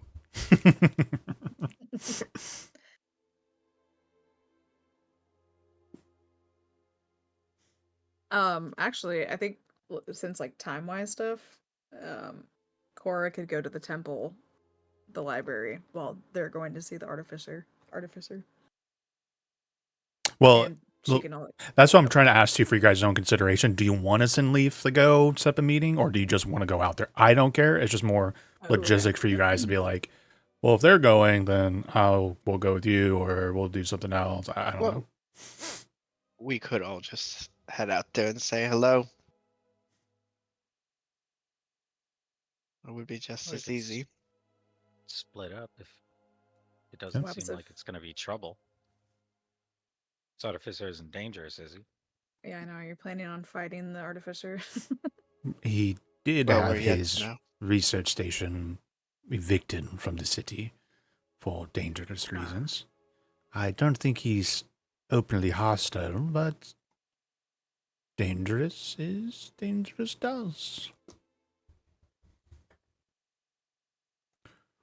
I don't know. I think it's beneficial if you guys all got to see what my idea was. If you don't like it, then we don't have to pursue this. Well, what if But you at what if he least gotta can't? see it. Why don't we wait for Leaf to set up a meeting? Because what happens if we go all the way out there and then he's like not home or not willing to meet or something like that? We could do that. I'll be about my business then, and I'll go inquire about a meeting. In the meantime, Cora's gonna run to the library. Yeah. Does anybody want to go with Cora to the library for research purposes? Just gonna read some books. Split Go two, I away. don't know how useful I'm going to be. Whatever Read checks some books. we would be doing are going to be -1. You can always like go and see if you can find information about like the different families, like the Renzo family and that kind of stuff. Hmm.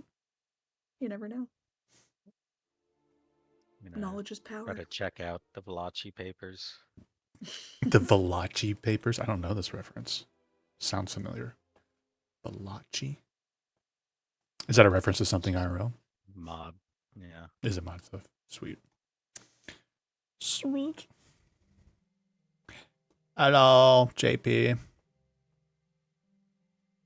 All right, so Hillshire's going with Cora. Graf is taking a shit. We'll figure out what he wanted to do when he gets back. Zaba, do you want to go researching or stick around and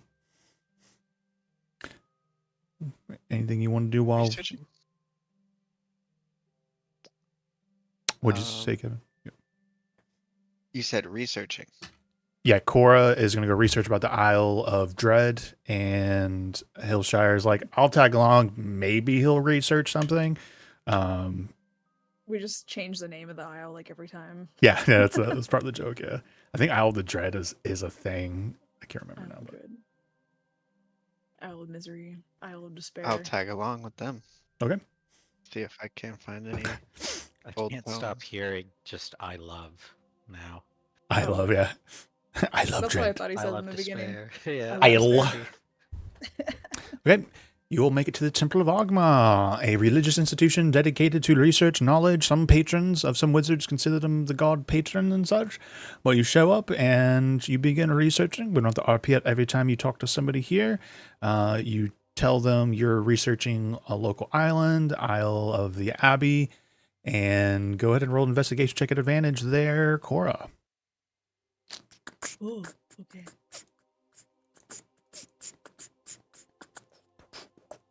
Hold it. Grab comes out of the bathroom and everyone's just gone. I'm sorry, investigation. To be fair, Graf probably like snuck out the bathroom and left while you guys were. That's true. That's true. With advantage. Yep. You say? The advantage is just representing like them helping track down what you're looking for. I fucking need the advantage. Oh god. 12.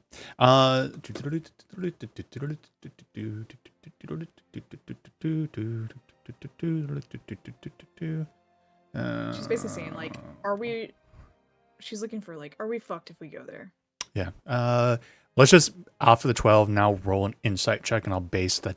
I'll give it. I have a DC in mind because of the roll. Okay. Oh God, I'll use inspiration. Okay. This could be some. Let's see. Come on, baby. I like it when it spins. Mm-hmm. Mm-hmm. Okay, that's better. 17. Nice. Dangerous islands, undead. Okay. Definitely like there's like confirmed presence of undead on the island. And what makes it particularly dangerous is that it's very hard to access it except for one point. You have to go through these sandy dunes to access the interior of the island. But if you dock by ship, and there's all these like barrier rocks that make it almost impossible to get anywhere else on it. And indeed, and throughout the dunes are a lot of undead. So not a lot of people have probed deeper into it. People have come and died. But it seems like a balanced adventure for level 5 adventurers. Not that something bad couldn't happen, but it's not like it's a level 10 adventurer ready to smack you guys in the face if you got there. But Perfect. Okay. Excellent. She might mention to the party like while she's researching everything. It may be beneficial if we like pitch in for. You know what? Actually, never mind. I was thinking about like some spells and that kind of stuff against undead, but I guess we would only be able to cast. What's the rules of spell scroll casting? You can only cast what level you can right now, right? no, so Or like it depends. Can your class, like, first step is, can your class even cast a spell? This is raw, right? Raw is, can your spell class cast it? If yes, if you can cast that level already, you do it without any issues and you consume the scroll. If it's a level spell that you cannot cast yet, you can attempt it with the DC being your spell casting modifier check against a 10 plus whatever the spell level is. So if it's a level 5 spell, the DC is 15. That's the old rules. I think 24 operates similarly. We need you to make more holy water. Sure, Elbow, can paladins make holy water? I don't know. Like, I think clerics can. Spell scroll. Oh, this is interesting. Here's the new role. Here's the exact rules for spell scroll. All right. The spell under Solution, you can read the spell and cast a spell without material components, which I find interesting because some magic items, right? It's like, oh, you can't counterspell it because you don't use components. But if the spell requires verbal and somatic, it's technically counterspellable. The rest of the spell, casting spell by reading the scroll requires a spell's normal casting time. Once the spell is cast, the scroll crumbles to dust. If the casting of the scroll is on your spell list, but of a higher level, you make an ability check. Blah, blah, blah, blah, blah, blah, blah. Yeah, so this is still kind of the same as the old rules, but just a bit more better clarification. But I generally will allow somebody who has a spell casting ability to still attempt a spell that's not on their list. But yeah. Okay. Pretty well-rounded party between a warlock and a paladin, so maybe it would cover, and a ranger, so maybe it'll cover most of them, but like if somebody does have it, I would like be more strict on it of who can cast it, but because I literally had my Sunday group is literally like one cleric and then it was all marshals, like a couple more rangers. And so for a while there, I was like, for a party like that, I'm like, sure, someone can try the wizard fireball spell, even though the cleric can't cast it, or none of you guys technically have access to it. That kind of scenario. Right. It's a pretty well-rounded party, so probably keep it in your wheelhouses. I haven't really delved into. I know, like paladins when they're fighting undead and that kind of stuff, they get extra bonuses, but. Yeah, I think at your level, the smites will do an extra D8. Yeah, extra D8. I'm just thinking of like if, kind of like last time, if there was like a bunch of skeletons and that kind of stuff, if there was just like something that would help us wipe them all out. A cleric with destroy undead. Yep. Or turn undead or whatever. Yeah. Okay. I would like to switch my class. Kidding. Nate, I've been I haven't really been enjoying Paladin. I think I was thinking about changing to a cleric, anyways. Well, next session, like, oh, we're fighting some stuff. I'm going to go back to a Paladin. Yeah. Yeah. Oh, pretty I've been much. thinking about it, Nate. Thinking about it. Actually, I think I'm gonna do a homebrew. And you're canceled from the campaign. Okay, sweet. So 1 point, Sandy Dunes, a lot of undead. Is there and do they have maps at the Temple of Ogma? They have research maps, yes. So if you wanted to, like, Research maps. yeah, yas. See So, if she can find a map of the like where to access the Sandy Dunes. mm-hmm. Yeah, so you're able to find it, and if you want a copy of it, you could pay to have one of them transcribe, like, a God, portion how of the much does map. that cost? I About only have 8 gold. depending on the size of it, but if you're just literally just getting the little island, you just want like a point of interest here and there. Yeah. I mean, to be fair, you can do that. It depends on how detailed of a map you want, right? If you just put down like on the south tip is the dunes, and that's how we get there, if that's enough information for you. But if you want the detailed whatever they have, which would be old too, right? Because it's not exactly like Yeah. up to date, because people can't get to the middle of the island often. It would cost more for a detailed map, but it's like a regional map. Is it just the island? But like, so it depends on how important that information is to you. Because you could literally go like to the south. Cool. Okay. That's all I need. Dunes are to the south. I think she would probably want the detailed map. Okay. It'll be 3 gold pieces for 3 transcription. gold? Mm-hmm. For detailed and trying to keep give everything like, solid and distances as best interpreted and such. It's a pretty pricey process.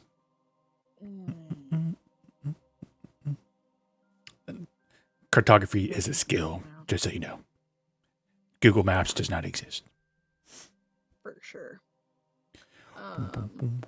You're telling me an artificer doesn't just go up in a magic air balloon and take magic pictures with the to make all these maps? To be fair, I'm even bending my own rules. Technically, artificers don't even exist in the Forgotten Realms. But as we know, that there are air balloons and stuff. Some of us do, because there was an air balloon in Tomb of Annihilation. Or an Okay, so airship. buy the map. Okay. I don't think this That's is... just me. I love like just having maps of stuff. I don't just think there's any spoilers on this, so I'm just going to drop this. And I don't have more details of this, but this is the map that it can provide you.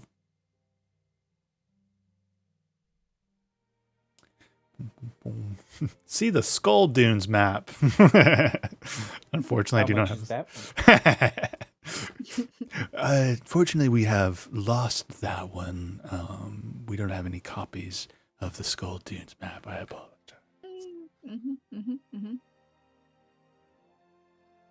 Okay. All right. They said like usually there's only 1 point access. One way in, one way out. One way in, one way.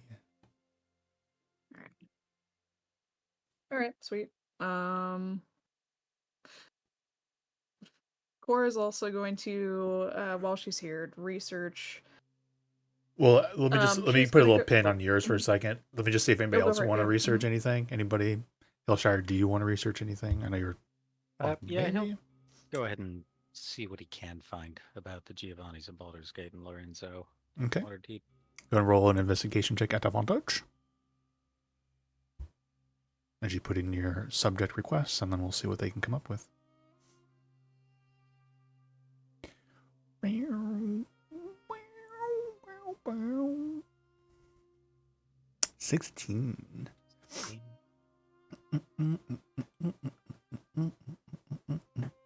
And so you get like a fun cross section of books, right? Some of the books are about Kalimshan cuisine, and some of it's about like what you said, like the Randall Carlsey papers or whatever, something a little bit more like you find a narrative retelling called the Gods All Fathers, and it's some sort of fictionalized version of some Kalimshan drama, but apparently based on their illegal activities. So it's an interesting cross section, but there is a bit of you see most probably would point out to you are like newspaper articles, right, detailing, hinting at this rivalry between these two big families of Kalimshan descent, Giovanni's in Baldur's Gate, Lorenzo's in Waterdeep.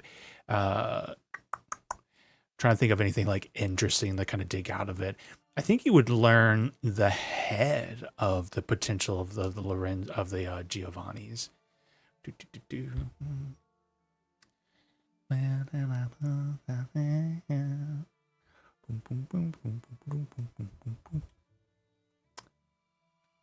Cool. Vitherent Giovanni. Vitherent? Vidrent? Yeah, I'm spelling it out. And it's a lady, a matriarchal head of that part of the family. But there is some interesting and analysis into like where the families came from the home country of Kalimshan, and this like food culture in Kalimshan, and how it all began with a certain emperor of more ancient, not say ancient history, but in the past history of Kalimshan, a emperor named Vinius II, also known as Vinny the Greater, who really developed a food culture and learned a lot about control, not control is not the right word, but power and influence through it. And after he died, the family kind of that line ended, and a lot of that power structure set up by Vinny the Greater, also Vinius II, was taken over by descendants of the family, but then moved to more of an underground, because Vinny the Greater, while he loved food, was a dictatorly, aggressive, violent, iron-fisted kind of leader. And so the people kind of turned on them. What was that? I said, as they are. As they are. And so, so after, that experience, that food, like the people in charge of that power, they went more underground as the people kind of rebelled against it. They've kind of resurfaced in their own ways, but they try and keep that on the down low, but they express their power and authority mostly through cornering markets of different food industries, but specifically Kali cuisine.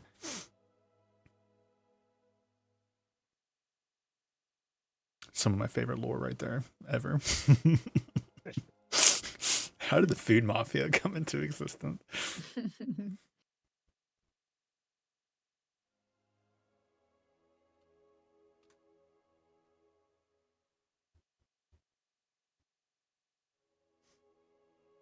Vinny the Greater. Oh, man. Emperor Vinius II.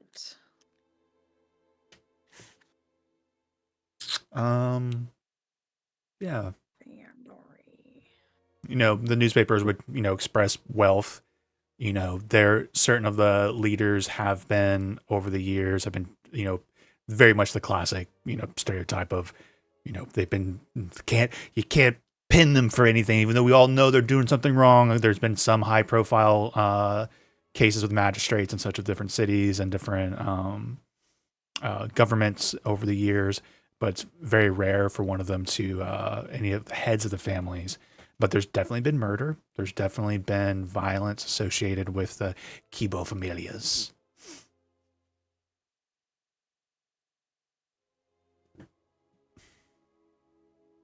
All right. Yeah, anything specific you want to ask? I think that's kind of that's what I can surface up with a decent roll. I think you had like a 17 total, right, or something. It was 16 because 16. you had a -1.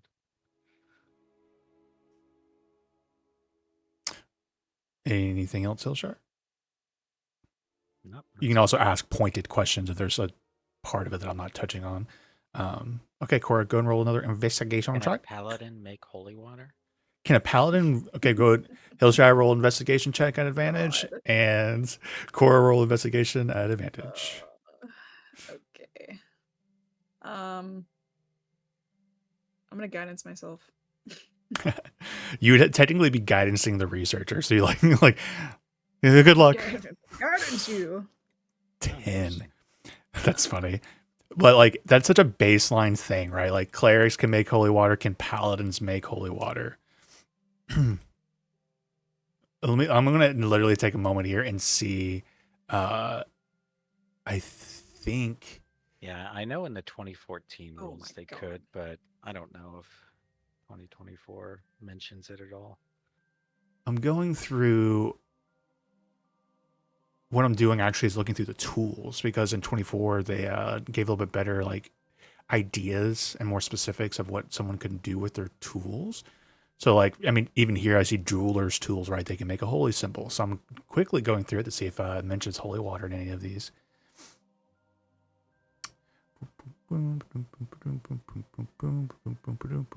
It's more of a mechanical answer. I have a holy symbol amulet that I use as a spellcasting focus.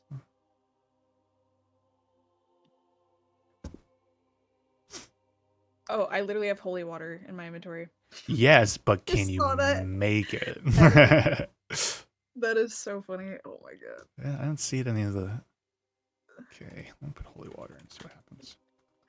You take the attack action, replace one of your attacks, throw into a flask of holy water.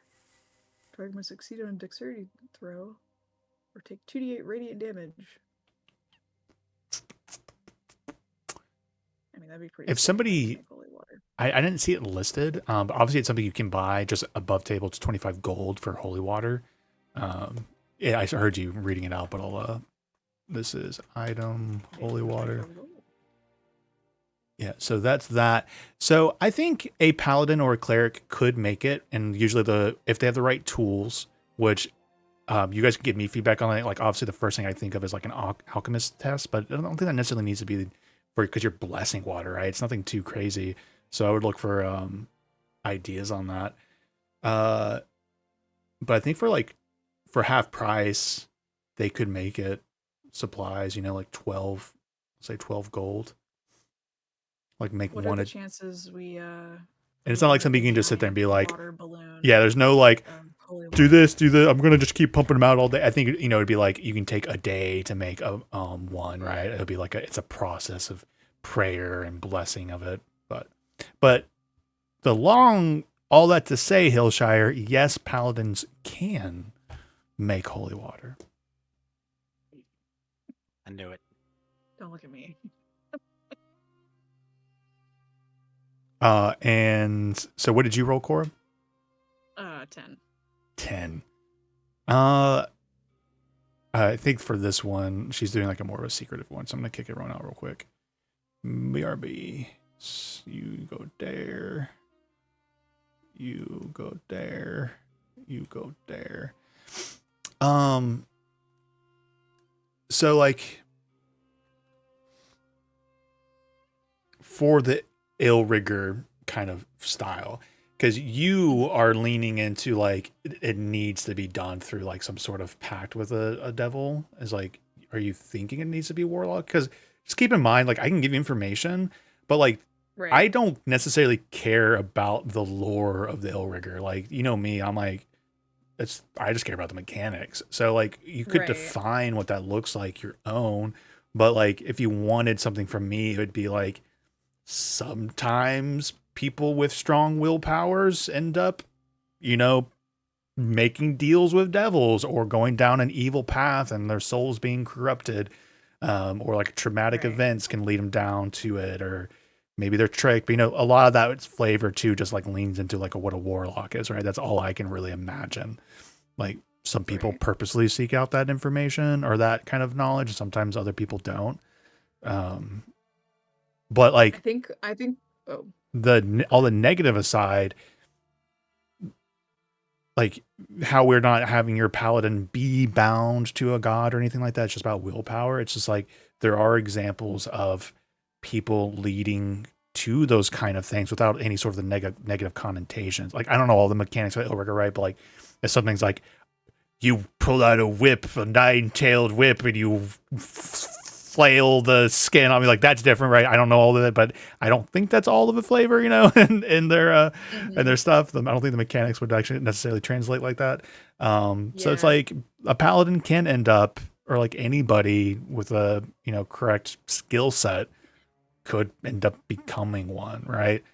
So like, unfortunately, I don't know if I'm answering your question, right? So I think what she was looking for is, you know, in Cora's head, you know, she just had this confrontation with her brother where she almost died, and she realized, you know, how much she's like not as powerful as she thought she was. And then also the vow that she just made her sister, where, you know, she says, I'm gonna do whatever it takes to get, you know, Aaron out and to protect all of you, even if it means, you know, my own demise.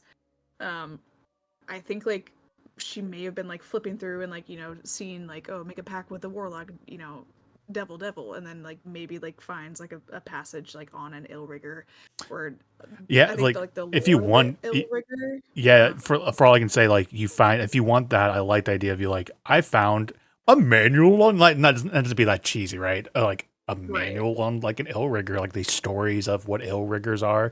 You can define that if you want it to be devil, and I can confirm that for you, in nature, or like you can adjust it how you want, right? It's Yeah.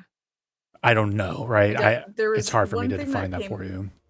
Yeah, one thing that like kind of stood out for the Illrigger for me is that what separates them from a warlock is, you know, warlocks, they make a, you know, a vow, or like, you know, they have a single patron. Hellriggers or sorry, Illriggers are different, where they don't their loyalty is to hell itself first and foremost, and Do to each you other. see? So That's they my don't. question. Like, do you care about that lore, or do you just care about the mechanics, or both? Right? I think I kind of like that. I mean, of course, she doesn't, you know, she doesn't worship a god now, so she doesn't really see herself like worshiping a devil in exchange for power. See, But she can that's where I definitely struggle with it, right? Like, I don't care if you come an Yeah. Illrigger, but I'm like, are you? This is above table. Like, are you? Like, because if we stick to that lore, I'm like, I can start tempting Cora, like, oh, something in the book, like a warlock is like tempting her to the dark side, but like so much of Cora is internal, right? So I don't know if you want that or not, that kind of narrative. Like, I don't know. I don't want to, because with clerics and paladins, I'm very sensitive. I'm very careful about, like, if you don't want a god influence because you want you to feel like you have your own agency to your story, I won't do it, right? Like, I don't want to force it on anybody. But I don't know. Yeah. So you can keep me your thoughts on it. Yeah, it's a. I mean, I think I wanted like just story wise of Cord like being introduced and like just having that, you know, on the table like as an option. I'm still like not 100%. I know they have like their class, like the painkiller is basically like a hell paladin is like what it is. Yeah, and so like if But I could see like, oh, through your research and through stuff, you found this interesting analysis of combat tactics of the hells, of the 9 hells and of Avernus, and like lessons learned from the blood war, and there's like information in there of these techniques and styles and different kinds of magic that you can that seems to come from the hell, or like it doesn't have to come from the hells, but because to me, I look at the Illrigger mechanically, I'm just thinking it's a really cool martial character, right? So I could be a manual on this lost martial, whatever, like technique book, or it could be a martial technique book of lessons learned in the hells of this. We could even like pull in some of the lore we've established onto like a hell rider, you know, like these people. Maybe one of the dudes you guys freed and came back, and he was an Illrigger during his time down there. So you find a book written by Elanthius about what it means to be a hell rider, and it's not necessarily about giving your soul over to something, but it's these techniques that arise from the planes of hell itself. Okay. Does that fine? I don't know.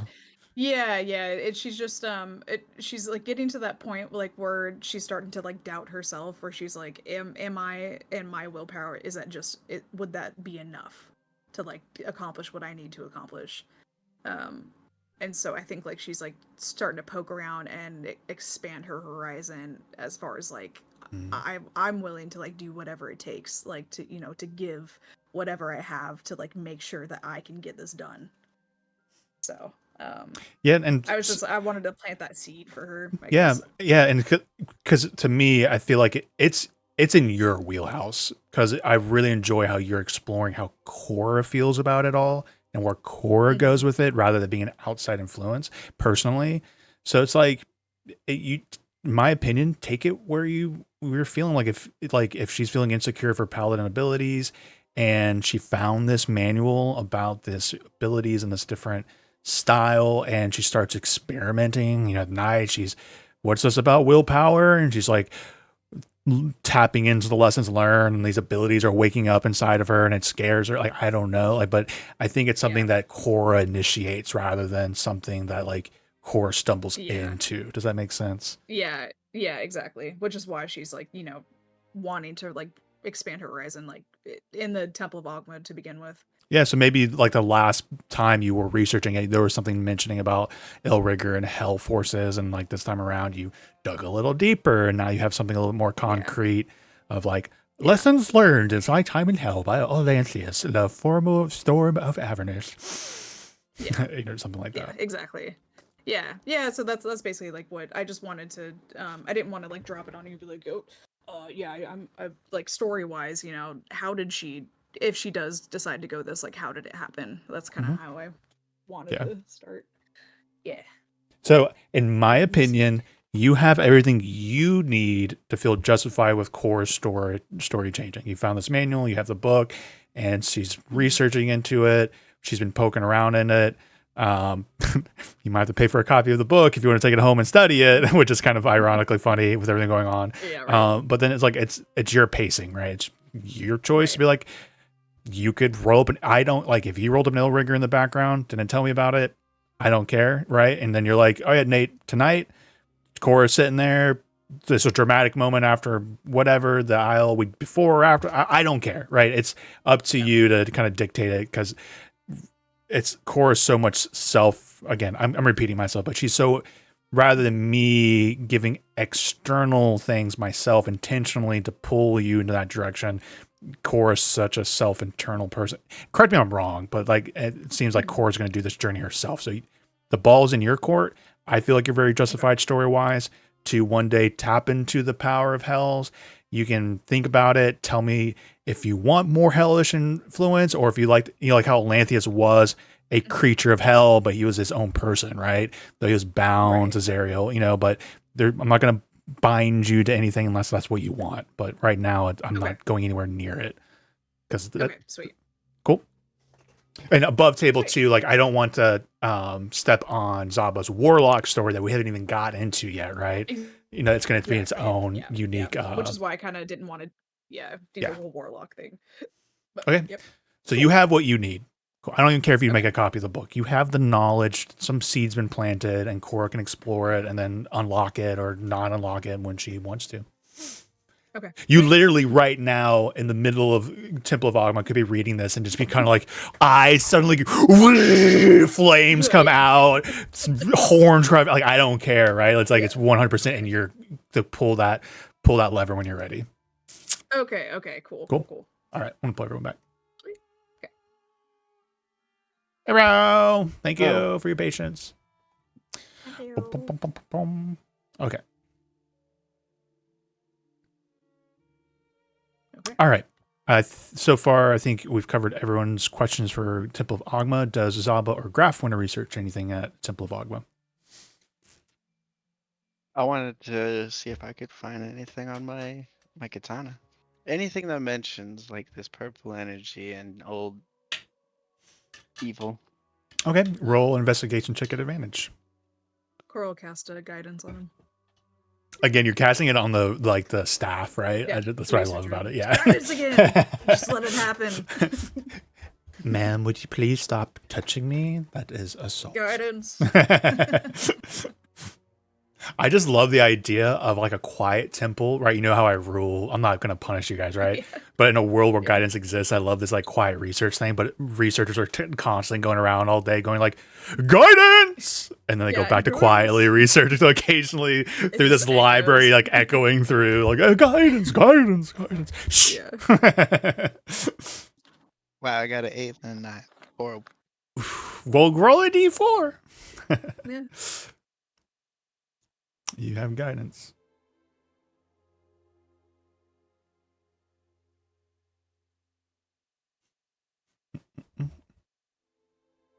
Did you roll a d4? Hey, 4. There you go. I got a 4. I love that's the pet jumping spider just rolled a 4 in the tail spider. 13. So you sounds like your line of research would be kind of down like maybe possessed weapons, right? There's a lot of history of that in in a universe like this in the Forgotten Realms.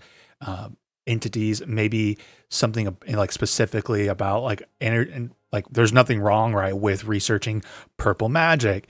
Some people can influence the way their magic looks, but there's enough broad strokes of like radiant and magic looks like this, necrotic looks like this.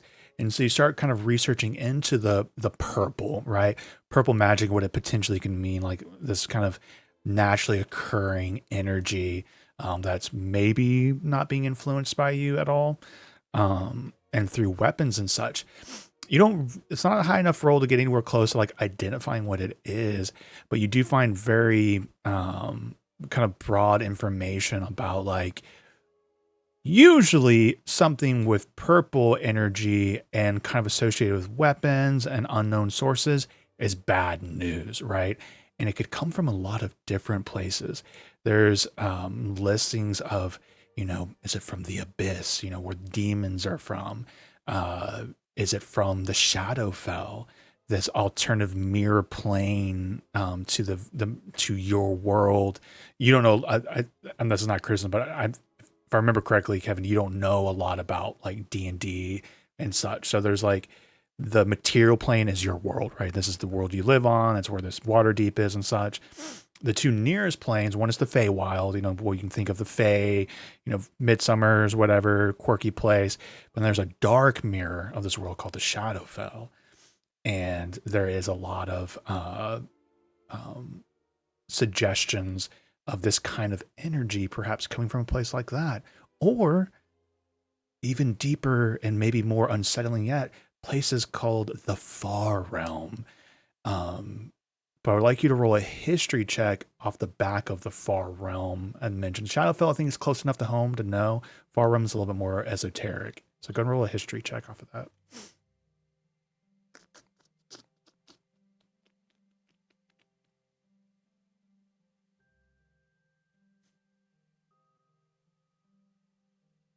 Flat 10.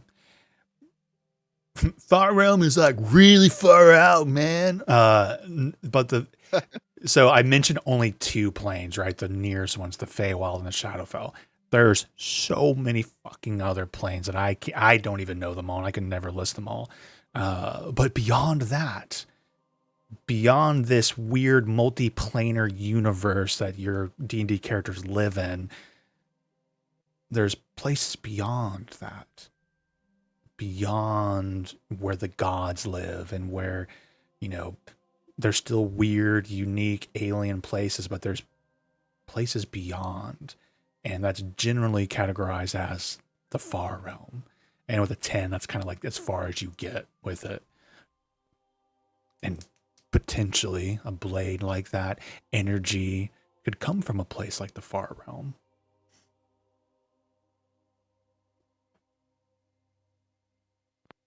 Okay. Yeah, so a lot of information points to, so to keep it simple, some of the information points to, maybe the abyss where demons are from, and maybe the Shadowfell, which is a dark, shadowy, evil plane of existence that that hypothetically you can walk around the wrong corner, end up in the Shadowfell, which is scary as fuck. I actually, I was about to say a spoiler thing about a campaign, but I'm not going to mention it. Or perhaps a place called the Far Realm, which is beyond any sort of touchstone of existence of any mortal or god that you might be familiar with.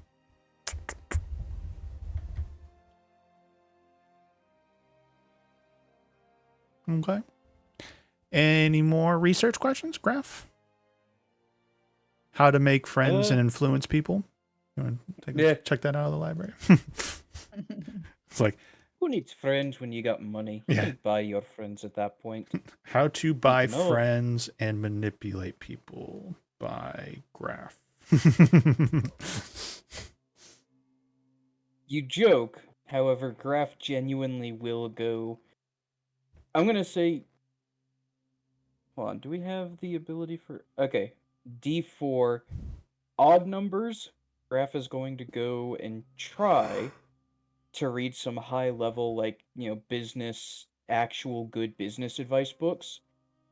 If it's even, he's going to go for the make money fast and easy, basically scam books. What is it? Day traders, right? Who 2, he's going for fast and easy. fast and easy. Quick investments. This is what I did with my first 1,000 gold. You should do the same thing. Okay, so that's the information you would like to read. So research. So go ahead and roll investigation check at advantage. Investigation with advantage. Woohoo! Nat 20. 20. Nat 20. Damn. It's so funny. This might seem like a cheap cop out. At least my first put on the spot thought. But I'm like, in a world like this, what would be like a volatile but potentially lucrative, like at high risk but high reward? And I'm like, adventuring groups. Like literally, it's like invest in an adventuring crew. They might die, but the returns could be amazing. So like, ironically enough, that'd be one of the books you find is like dungeon delving. Ooh, funny enough, I wonder if like that's just the D&D side of my brain kicking in the high gear. It's like, oh, you could, not to put another fucking spinning plate on it, but like hypothetically at any time, you guys can go delving into the dungeon of the Mad Mage. So you find like somebody's like, how I turned my 100 gold into whatever. It's like literally maybe took like a certain amount of gold, invested in different adventuring groups to sponsor them to go down into Undermountain, into the dungeon of the Mad Mage.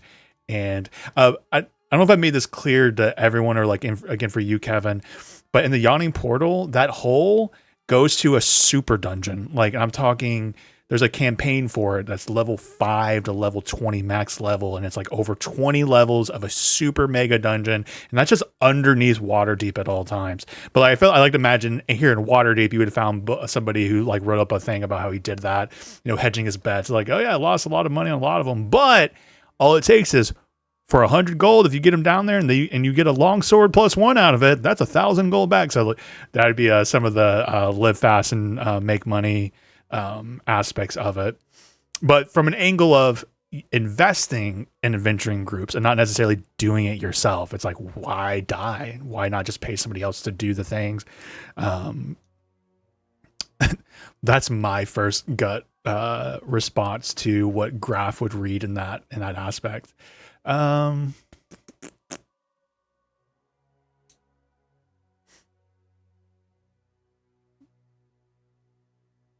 a parking lot. I don't know. It's like if you want a quick, easy money, like build a Parking in Neverwinter is impossible. Exactly. It's like buy an apartment building. Don't worry about tenants. Just tear down the building and put in a surface parking garage instead. Maintenance is so much easier. Blah blah blah blah. You don't have to worry about keeping it livable. You just have to worry about keeping it standing. Exactly. So that's the only two things I can really think of. I think the adventuring thing, as much as easy of that as an answer, I think is like the more interesting part of what you would find in a world like this for making easy money.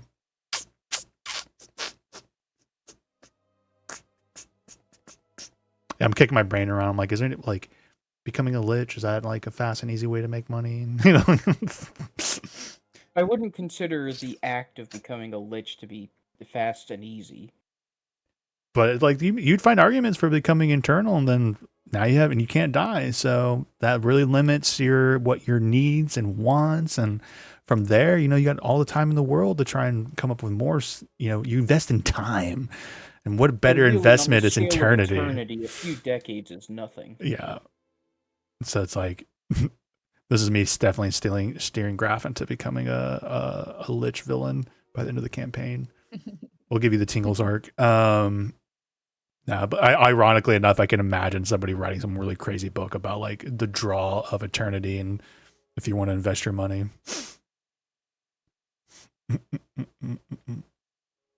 Cool. Do you need anything else out of me? Any more pointed questions? No, I'm good.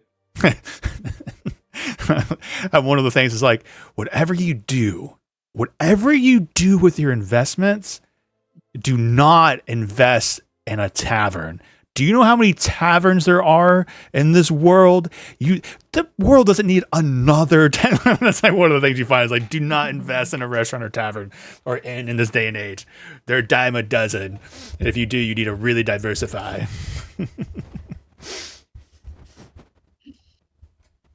Graph pulls out of the investment. Yep. Don't invest in a tavern. Invest in my new coin. Yeah. Oh my god. Bronze. It's bronze coin. It's better than copper. Better than gold. It's more useful than either. 100% soul coins exist, right? And a lot of my stuff. I really want to now make soul coins in the Hell's cryptocurrency like base. Soul. Crypt. Oh. Like, oh man, the price of greedy souls has just dropped. You go through a dungeon crawl, but there's like all these strange, like devilish, elaborate machinery just constantly on pumping out souls, and just like the power draw is like so strong, and it's just like overheated in hell and whatnot. And but it's just like they're like crypto servers like just running all the time, but they're soul cryptos.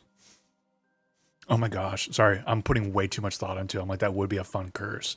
Like the death curse that you guys explored instead of it being some sort of crazy, it was a soul cryptocurrency server base, like just slowly sucking the souls out of everybody for value. Sorry. I took that way too far. Any other research questions? If not, I would like to take 10 minutes so I can get some food and get some energy, and then we'll pick up for like the last Please. hour-ish. So 27 after the hour, we're gonna meet back up. Meow, meow. Woohoo.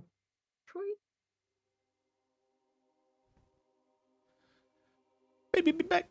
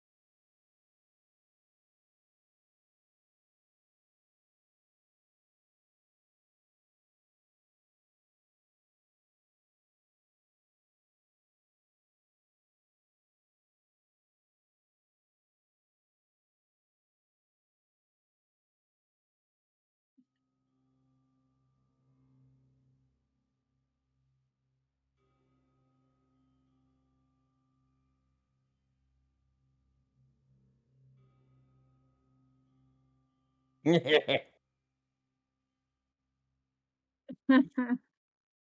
funny. It was so funny. You guys like, Nate, you definitely put incest into that that smut thing. I was like, did I?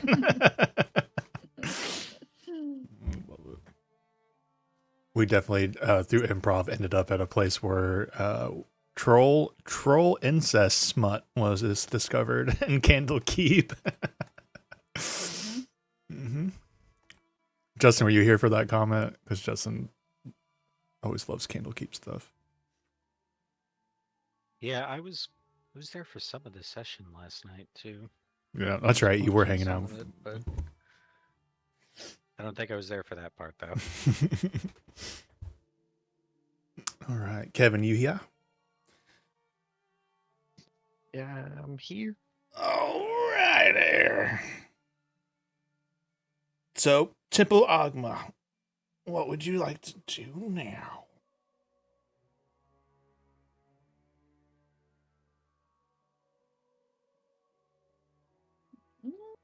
Oh.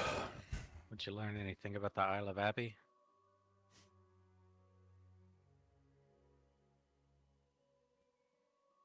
Oh yeah. Yes. Yeah, she'll basically reiterate what she learned. Also show the map that she bought that may or may not be useful. Full of undead. Dangerous. Have to go at the south point through the sandy dunes, one way in, one way out. Yeah. Should be a piece of cake.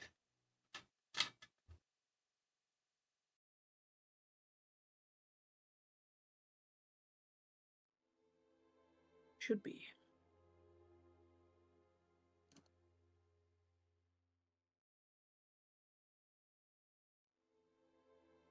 And then I say we should just get it over with then. yeah, I was kind of thinking the same thing. She'll definitely tell him, like, she knows her brother was, like, strong, but she thinks that the he's pretty high up in the church, and so not every church member is going to be like her brother, so it should be generally easier to handle.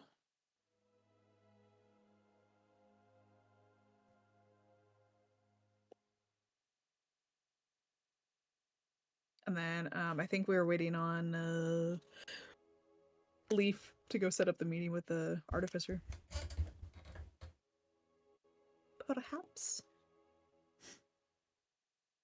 Yeah, we can push forward to that. That's a pretty easy resolution. If y'all wants this.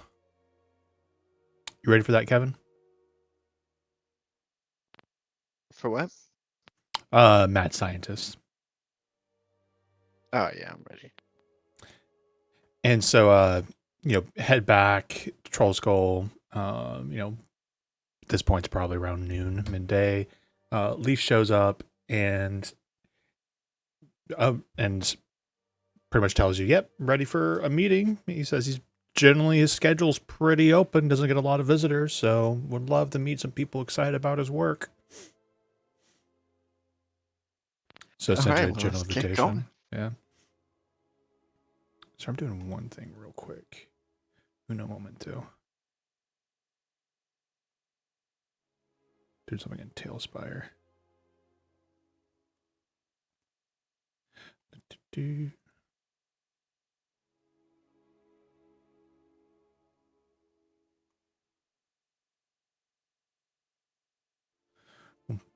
So this is a weird one for you guys. As much as I would love to RP out a mad scientist artificer, I don't know if it's necessary. Does that make sense to the plot? Like, I'm here for it, and I don't want to take away that opportunity if you guys interact with a weird NPC, get to know him and stuff. But would you guys I'm going to give you the option of interacting with him, or we can kind of do, as you can see, some of the stuff I'm just like, let's talk about what happened and make rolls if need be and stuff. Does anybody have a opinion on the matter? I'm leaning towards just keeping succinct because it's not necessarily like direly important. Yeah, that's Cool. fine. Short and sweet. If there was a lot more Also, going if on and you- stuff, but If you're gonna role play the mad scientist, you'd have to do it as Doc from Back to the Future. Marty, God.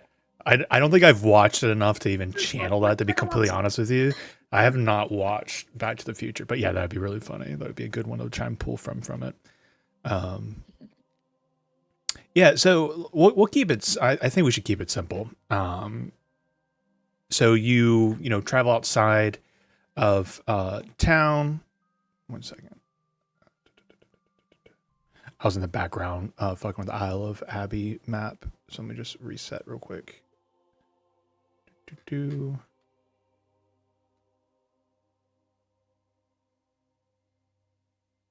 we go. You head out there and you do find this crazy research building, right? It looks like it was somebody's old farmland that's now been converted to like, very mad scientist, but artificer. As you approach, you see out in this like field some sort of strange experiment with like what we'd call Tesla coils, like to keep the crows away. Like crow like lands on it. It's like, that's not a scarecrow. Which is like a little bit of like Tesla coil action going on. The former farm home has been reinforced with damage over time, and you guys knock, you go in, and it's a centric little gnome. He's very much the classic mad scientist gnome stereotype. He's definitely got like burn marks all over him and such. He's definitely seen it. And so through the conversation, like you're like, oh, come in, et cetera, et cetera. Very centric, bouncing around, all sorts of different little experiments. Some things being powered by what looks like it to be like electricity, some things to be powered by runes and magic. So like this would be space for Zaba to explain what they're trying to do and hope and such. You can say it in character or just like describe above table what it is she would try and describe. Okay. You see this stuff that looks like lightning that comes from the sky? We can harness this. I imagine there's like, Tesla coils with sparks type going thing, flying through. Mm-hmm. Yeah. We can harness this to give our inn, our tavern, an edge over that loser across the street. What's he got? Nothing. Old lamps. So, And how exactly do you plan on harnessing this electricity? well, you can generate it, and you can use this to power a sign to physically illuminate our inn and bring attention, or we can use it as entertainment.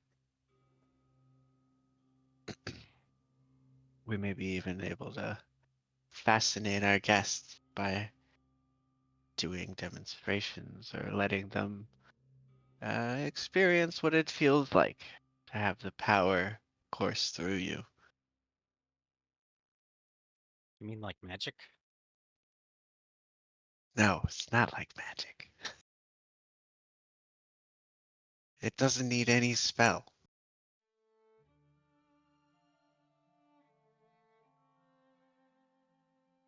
It's it kind of just happens.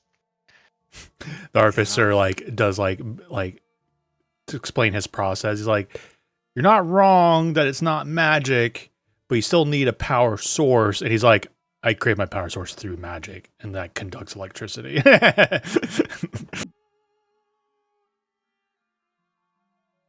mean, it's all wizardry to me.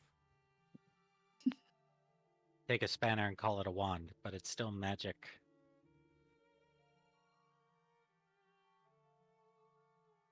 You call anything you don't understand magic? I'm just saying it looks the same.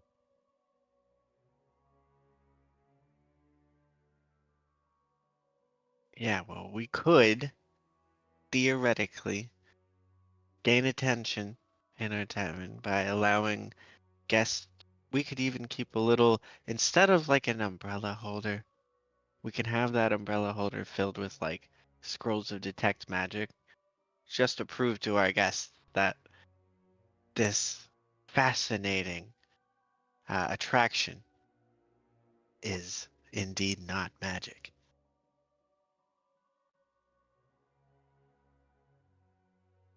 This come to you in a dream as well? Yes.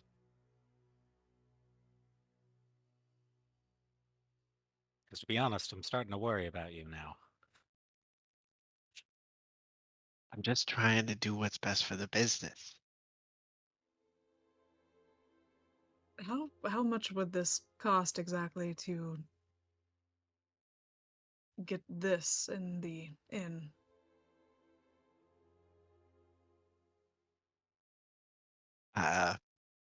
Maybe about 200 gold for, I mean, possibly more. Yeah, so the But 200 imagine that. gold was for some of like the basic machinery parts and such. And so like the artificer is just like, I don't really work with gold and like pricing like that.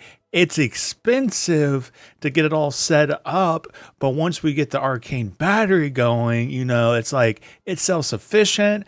And think of the money you could make. He's like, I would love to put an advertisement for my inventions out there. He's like, I need more people to get eyes on it and such.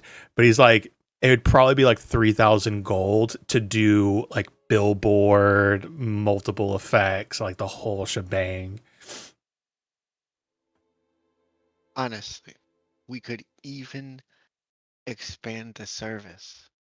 We could upgrade the arcane battery and let neighboring businesses use the same thing. And charge them money. They will pay us. The artificer does push and sell like it, even though it sounds all flashy. He's like, imagine a tavern without flame. Risk of burning down your business goes out the window when you also invest in what I'm calling the non-magic bulbs.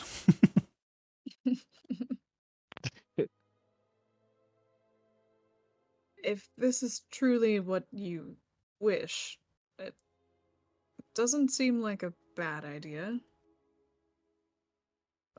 I'm don't expect me to help pitch in with anything in the near future. Nate, what would you rule it as trying to remember the effect of a spell that Graf doesn't himself know?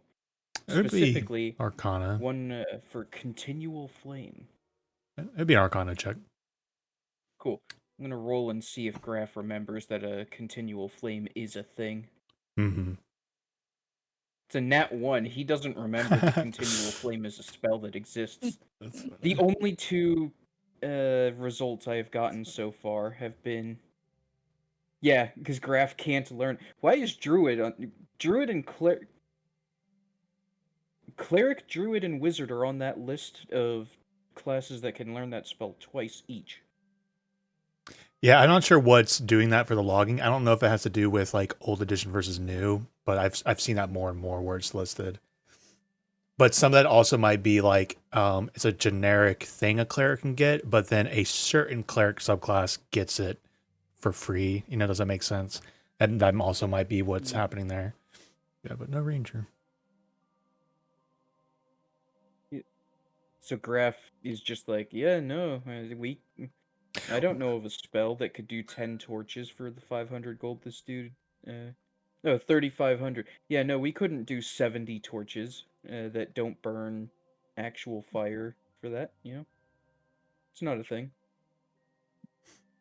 But it is a bit expensive, I have to say. I think of it more as an investment.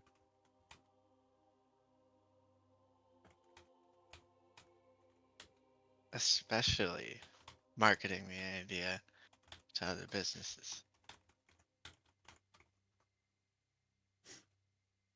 This is where the artificer starts explaining that if you guys buy a certain amount of supplies, then he has a script for you guys to sell it, and then you can then sell the supplies to somebody else after you bought it from him, and then pull other people into the business, and then the other people beyond that can then begin also become sellers, and it's like, and everyone should be Hold on, making didn't money, and the more people down the line that are making money is more money you'll make. Yeah, Graf pulls out a piece of paper and starts drawing out the. This is looking strangely triangular. He's like, yeah, I Well, call it my there- triangular scheme business model. To be very fair, those are actually really lucrative if you're at the top. So, yeah, no, just if you're getting early enough, maybe you will.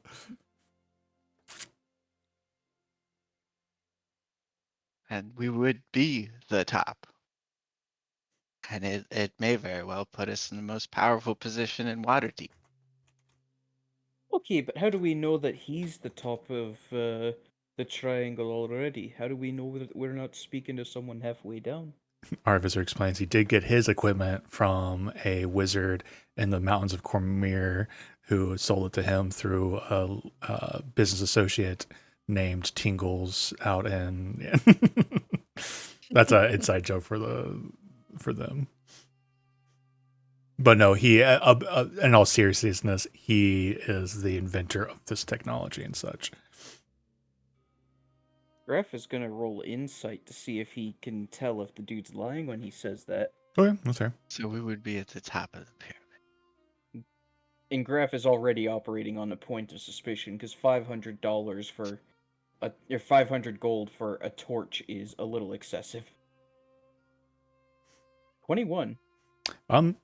He's pretty legit, and like he above table, he's not actually trying to get you guys into a pyramid scheme. He's really is just like looking to, if you guys want to invest, maybe you guys can make money through your business. You'll save money on torches in the long run. Might take many years to make back 500 golden torches, and candles and fire and such, but it'll happen eventually. More people Cool, who we're get it, the installing solar cheaper. panels on the roof. He's also running that into the problem of he's like, there's not a big giant manufacturing sector for his technology. So it's all built, it's handmade wires and bulbs and such. So it's very pricey for what it is. But he above table, he's really not trying to get you guys in a pyramid scheme as much as I love that as a little joke. He's just like, he loves the idea of, people embracing his technology and going into the future.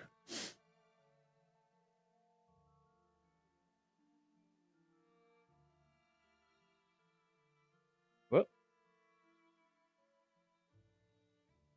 Graf is still against it because it's super expensive. I forgot Leaf would be here too. So I feel like Leaf would mention, he's like, the pricing is a lot. But he's like, as in a book I once read, is like, starting taverns is you have to really diversify. There's dimes, he's like echoing the book that Graf was reading in Ogma. And so he's like, if we created an experience that would set us apart, make us a little bit more of a unique venue, we leaned into it, but depends if that's what we want.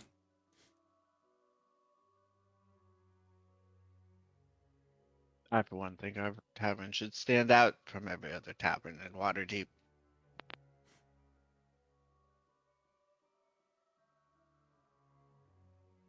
And I think we shouldn't go thousands of gold into debt just to achieve that. Perhaps we should see how the first couple weeks go with the tavern being open, and then see how much revenue we'll get, and then talk about the lightning magic. She doesn't know how to science.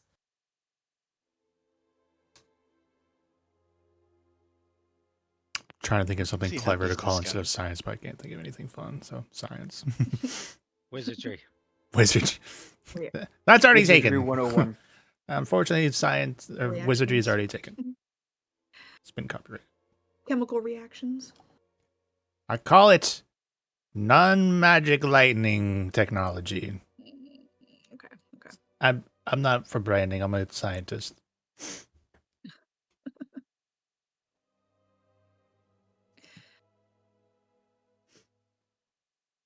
So, I don't think it's off the table, but maybe once we gain a little bit more coin, we can start talking about it some more. I'm not opposed to the idea. Okay. We could call it arcaneless arcing. He's like, if you would like to become a business partner, you could just directly invest into my business. And he's like, I like your ideas.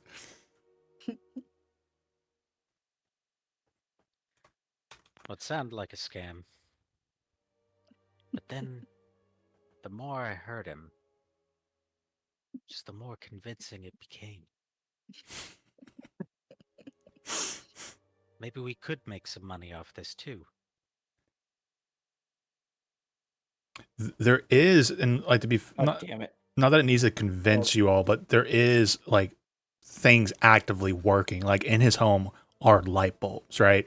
Like they're not arcane crystals or anything like that. So like the technology is on display. There's no question of if the technology works and what it looks like. So I'm making sure you guys have that so your characters can react to that however you feel like is organic to them, too. But like that stuff's out there, but it is visible and it is working. So the company is Bell Industries, but the location that we're in right now is Bell Laboratories. Yeah, is that what it is? Bell Laboratories, was that the OG name for them? I think so, yeah. Yeah, Hillshire is completely the type to get caught in the pyramid scheme, by the way. Like I do have this 1,000 gold that I've been looking to The invest. more he talked about it, the more money I just wanted to invest. I don't know why. I don't know. Well, I mean, it could be a potential win-win. Like we could both actually benefit from displaying this and showing it off at our tavern. And we could legit try to start a pyramid scheme. It doesn't exist yet, but we could start it. Which would definitely mean we would benefit from it. The artificer would also kind of like describe like how this doesn't exist, right? And anywhere else in Waterdeep, even Castle Waterdeep and all the Castle District, they use mundane magic crystals, you know, in the high end places. He's like, you could make a big event out of it. The first ones with this new technology, never before seen. You could, you know, do these huge announcements for it. It would be, you can turn it into an event for the citywide. Yeah. We could pay wealthy individuals to show them off, which would influence others. We could eventually have the whole of the city under our fingers. He does mention offhand, like, people will come. You probably don't have to pay people to come because they'll come to see either the spectacle or the fire.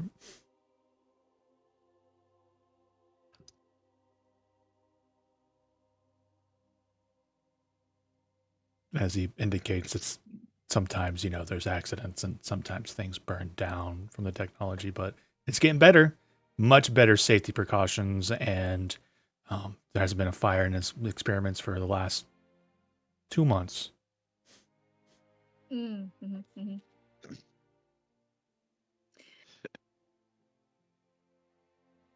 I don't think it's off the table, but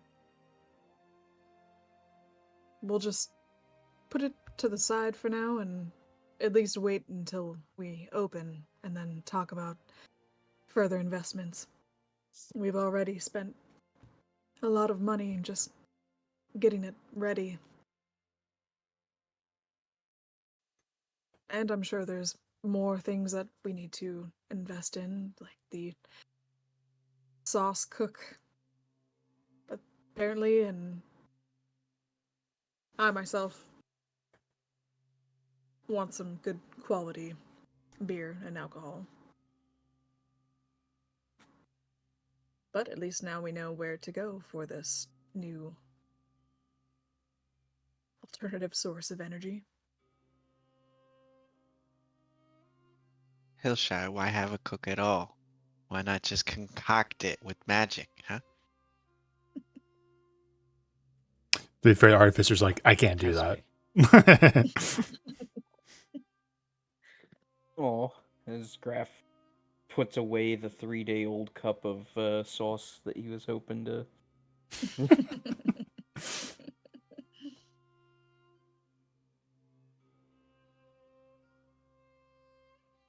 He does try to sell you guys on a microwave, though. At least we have a microwave. The worst part is my brain just immediately jumped to microwaves originally were a commercial setting thing for restaurants. Because originally, they were just too big to have in a house. Yeah, that makes sense, doesn't So it? restaurants would straight up serve you TV dinners that you would cook at the table, I think. Mm. In just like a big microwave that looked like a pressure cooker, effectively. Yeah, industrial size microwave. I actually love that as a great comparison. That makes sense.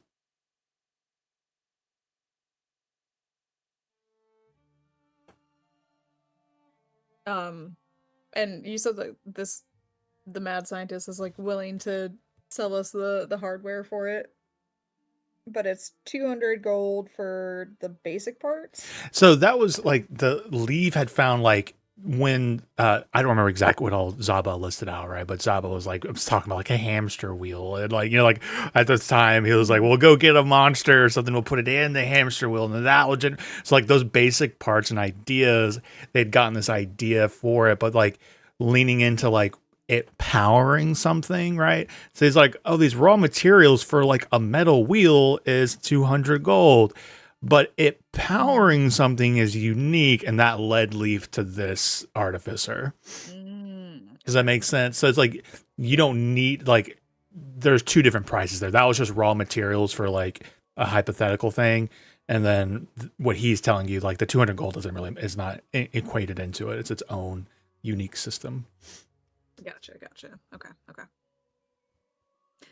Yeah, so I think Core is very much like, I like the idea.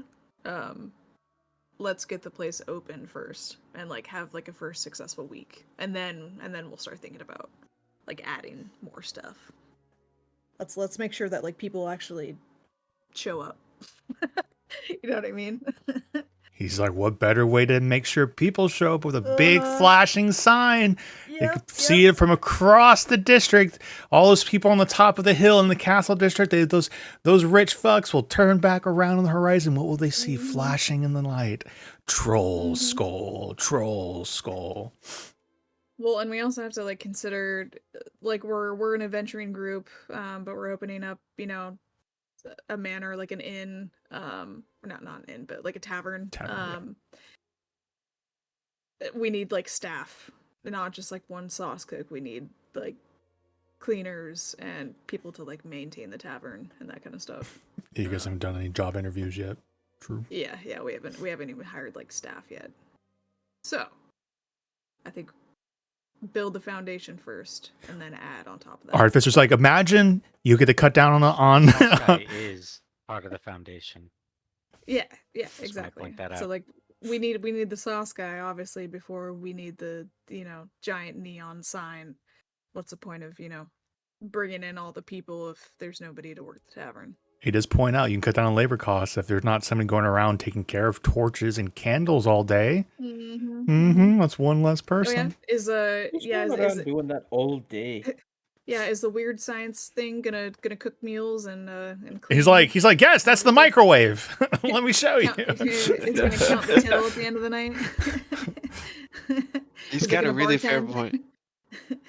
He's like, I didn't say to take all of your employees. I'm just saying to cut down on some of your employee costs. And we all know, are you paying them health insurance, life insurance? He's like, you might want to give them life insurance with the stuff installed, because, fires and stuff. But, it'll be fine. It'll be fine. Well, I thought the idea with this was to reduce the fire risk. But, if we need to get insurance specifically because of this stuff, then It's a little bit more expensive on us. He's like the candle failure rate for burning down taverns is around like 20%. He's like, my invention takes that rate down to 5% chance. That's very fair. That's good. That's an improvement. Uh-huh. And you know, if why waste time cooking a sauce slowly on a stove when you can just microwave the sauce? What are I you can just talking see, about? I could literally just see in my head Hillshire's face It's just, yeah, when he says microwave the sauce. You have just to cook it. You have to taste it. How are you gonna taste it inside of this box?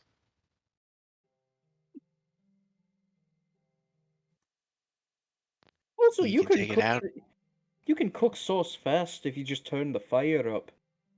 But they don't do that. No, look, if you cook it too fast, then you're gonna stain the sauce. How You do don't know what you're stain the talking about, sauce? all right? It'll be too acidic. It's made of tomatoes.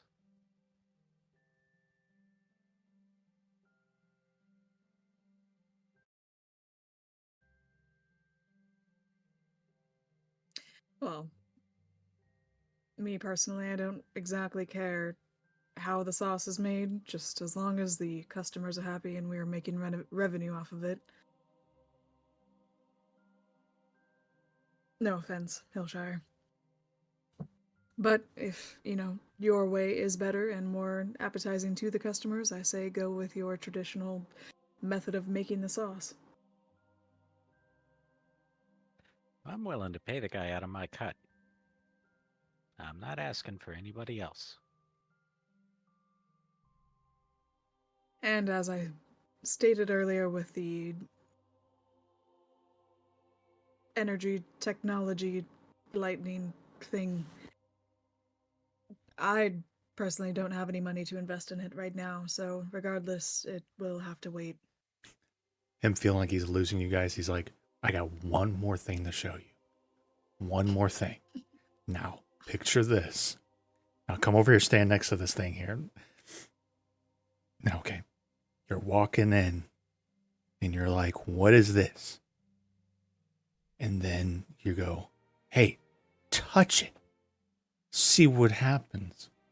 And you touch it. And he like puts his hand on this little thing. And it's just static electricity, right? And his hair starts like standing up. And he's like, huh? Huh? Now tell me that won't attract people. Huh?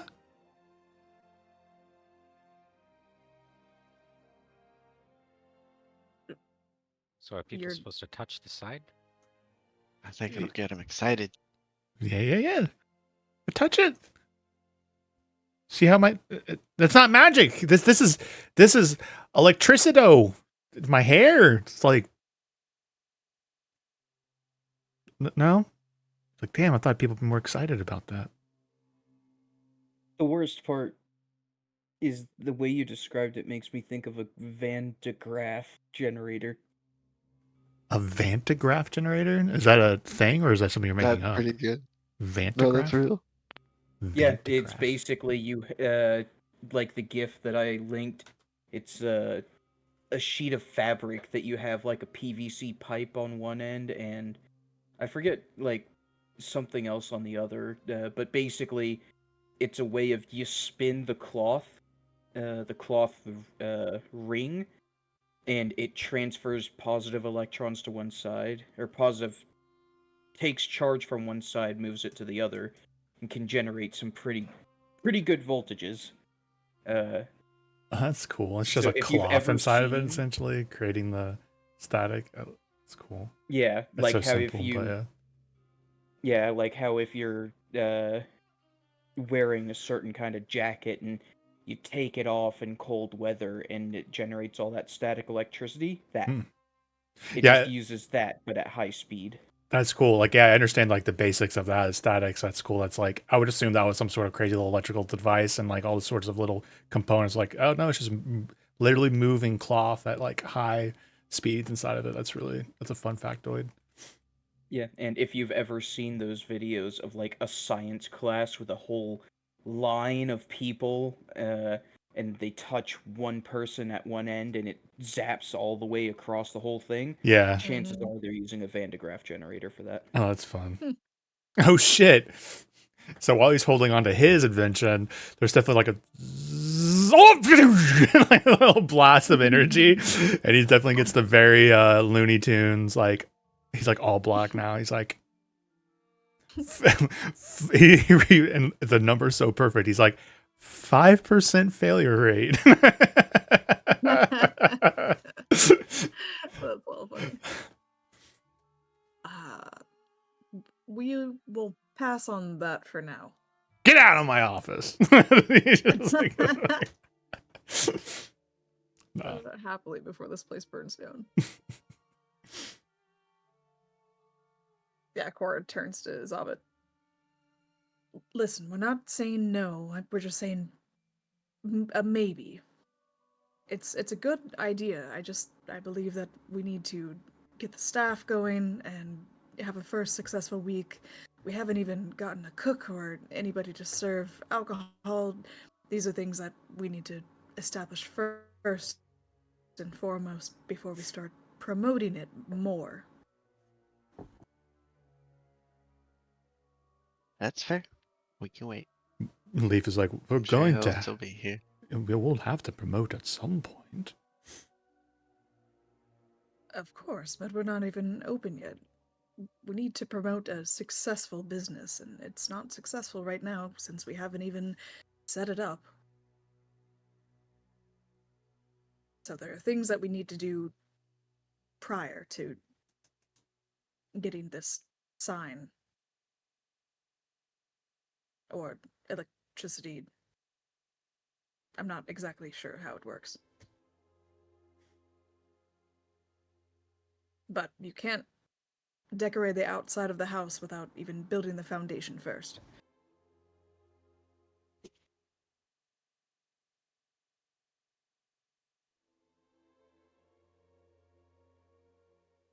Leaf mumbles, he's like, foundation to the building is fine. He's not that stupid, but I just thought that's a joke. Yeah. Speaking of, we gotta be careful how we handle this situation for the against the Giovannis, because I don't want to end up being part of some building's foundation. Being in the walls. I mean, your walls. I'm gonna put you in some concrete, okay? There is that. We do need to deal with these families before we start promoting the tavern. I want to make sure that we have the safety of opening. I would really, really hate it to come back to the tavern after it's been burned down. Just from these families.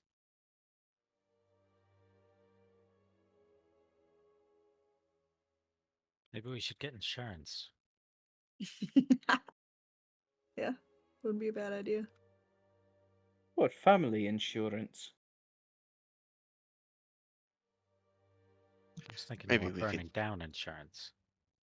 Maybe we could sell insurance. Maybe we could turn the insurance to our own benefit.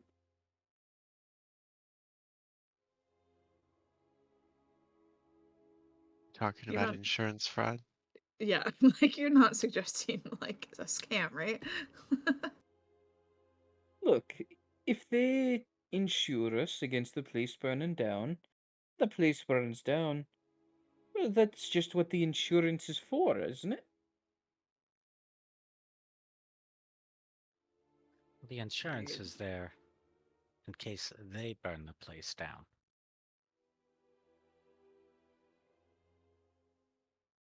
And we get to collect. Or they get a hold of the insurance on the place. Then they'd be running us down. All right, we will add insurance to the list of things that we need to do. How many days until we open? 3 days, right? Yeah. Okay. And this is still kind of beginning of the day. So it's probably like 1 o'clock at this point because you had to travel outside of town too. right. You went to the temple, did a lot of research there for a couple hours out here. So yeah, it's at it's at 1 o'clock. Okay. So we have a few options to go by. We have the Isle of the Abbey that we can go and investigate, wipe out the cult, which would be rather dangerous. We have Baldur's Gate Inquiry coming in 2 days, right?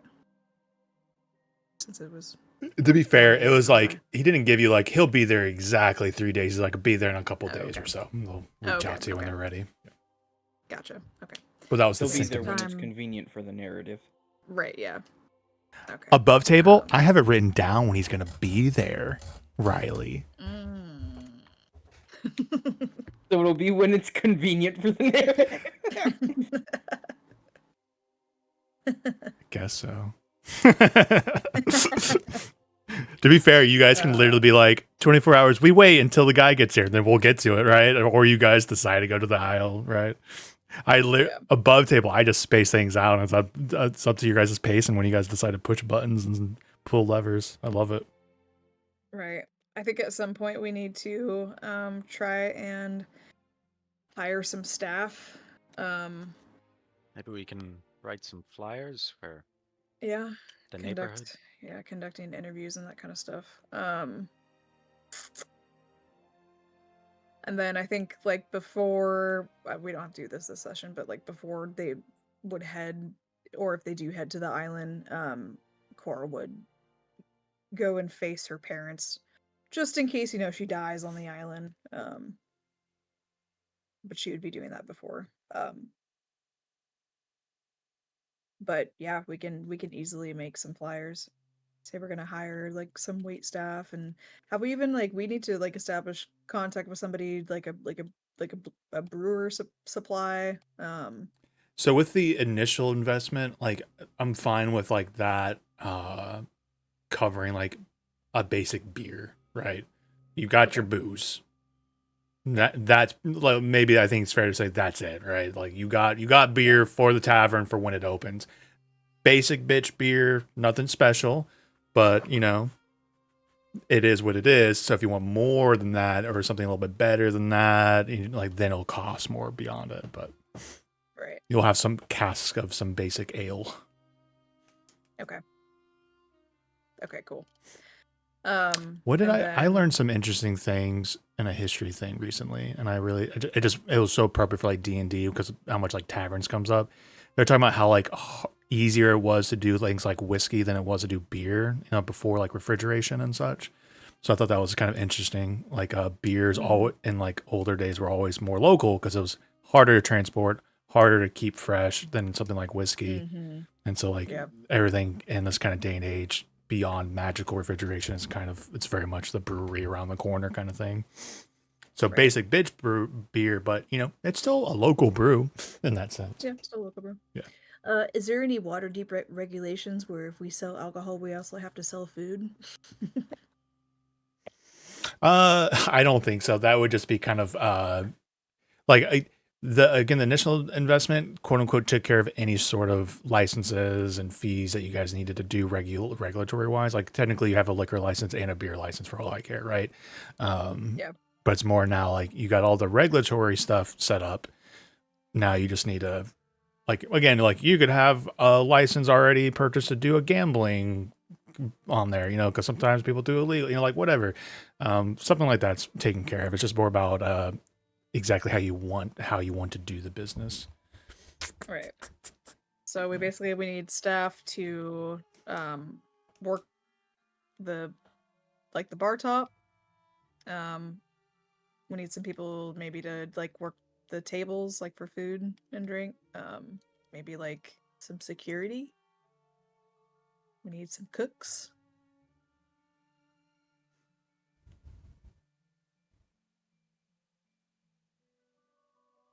Graf is just thinking. We might be able to bring in customers if we have something cheap just to get them in the door that we give in for.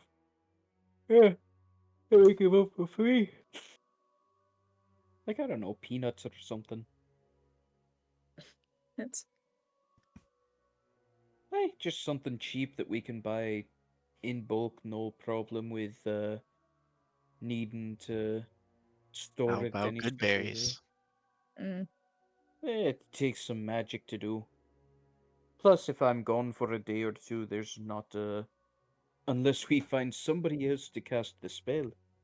It's not an option, and I can only do a few a day. mm-hmm. Does our tavern come with like a like an office or something like we keep like a safe with all the money? I'm just thinking about like all the Oh. revenue and like keeping that safe.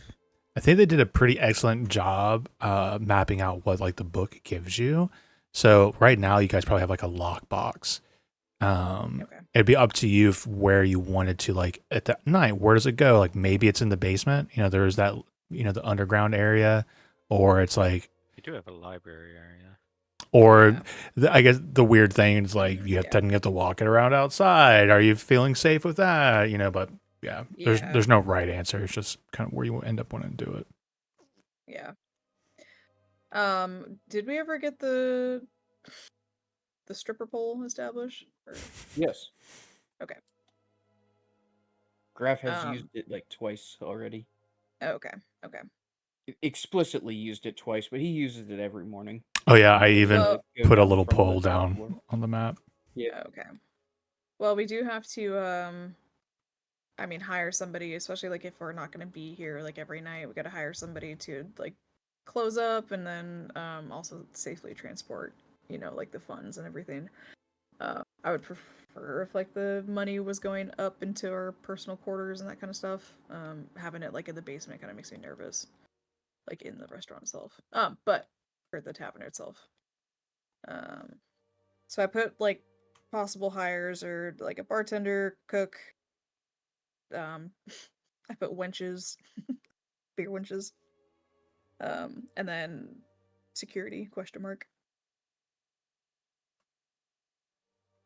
Sauce cook question mark. I think Ricky could take care of the cooking staff. Yeah, he could be the head chef if he wants. Ooh, will you have Ricky in time for the opening? That'll be a big, Yeah, that's that'll be the big question if that's your goal. I thought the deal was he could start working for us. Did I might have said that. I actually don't remember. Did I say that? I can see I myself don't saying remember that well either. I'm but fine saying he did. That's how I don't want to Hillshire put. would remember it. Yeah, let's just say that is the case. He can start since you guys seem to be pretty committed to it. Because I didn't want to put too much pressure on you guys on that to like go run and get it going. But obviously, an organization like that, the longer it takes, the grumpier they can get. Okay, so we're making some flyers. Now hiring bartenders, cooks, wenches, security. For simplicity, you could have Leaf go, put together an order of something like that from like a local printer. Okay, yeah. Oh, what'd be a good idea is if we go to Volo and tell him maybe like make a little article in his little paper. Troll Skull Manor, opening in 3 days or whatever, 2 days, and now hiring, that kind of stuff.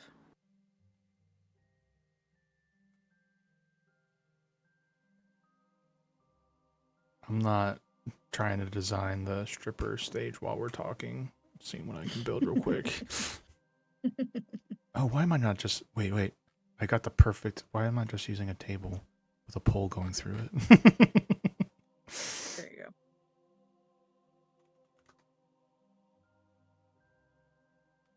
Oh my gosh! Yes. Wait, no, come back. Some of the stuff won't stay where you put it. There we go. Let's move those chairs out of the way. So do you want stripper poles in all of the tables, like little platforms, like with the lights going and the electric, whatnot? But here's my stripper pole. Excellent. What's the word I'm looking for? Prototype. excellent. Looks great. Thank you. Okay, I apologize. What is it you guys want to be trying to do right now? Sounds like you're doing the flyers, which is a pretty easy thing just to say that Leaf goes and does. And just for like so I guess Leaf would ask like, what do you guys want to put on it, right? Like, what are we gonna say to kind of like grab people's attention?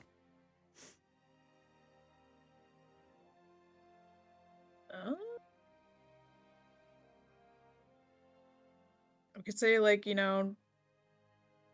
now hiring at a new or grand opening of a new exciting tavern, Troll Skull Manor, or yeah, Troll Skull Tavern. Accepting inquiries for positions below: bartender, cooks, security. I could say like No, you got to make it more. Trying to think of like if there's an archaic word for clickbait, like sensationalist. You won't believe you what kind of job this could be for you. Penny Dreadful. I know that's not the right thing, but it's... yeah, it's not right. The tax said collector does not exciting. want you to find this job. I said it was exciting. They won't tell you this, but the ducks at the park, they're free. You can just go there and take them. I have like 30 ducks at my home. It's so I haven't funny paid a because cent. my neighborhood does have like 40 ducks. I think I've talked about this with you before, and if you feed them throughout the year, you could just go outside and pick one up. It doesn't bother any of the others. Like they don't think it's weird.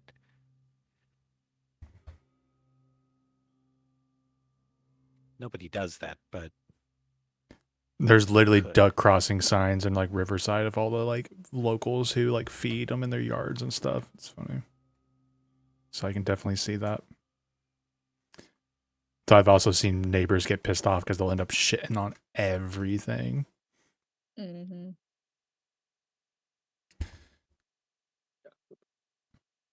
I was generous and I gave you guys 3 stripper poles, by the way. I apologize that I'm distracted, but the little stage actually I feel like looks kind of clean over here. So obviously it's up to your guys' interpretation, but you know, little platform, little stripper poles, 3-person action there if you want.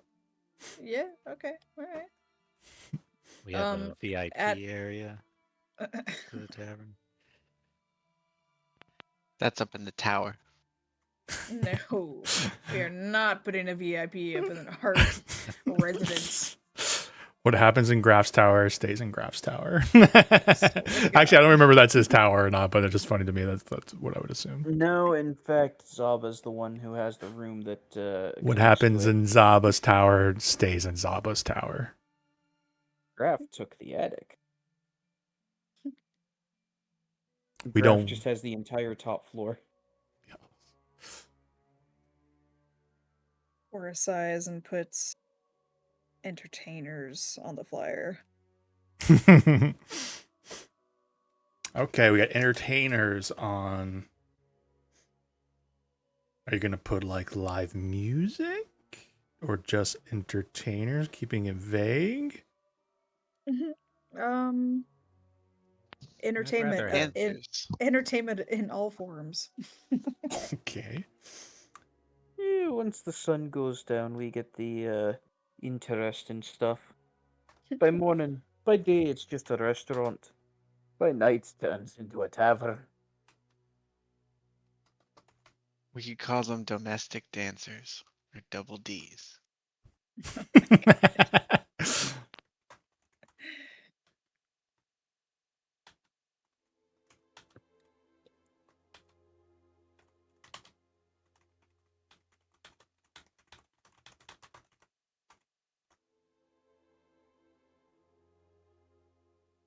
We also have to start thinking about like how we're gonna pay these people.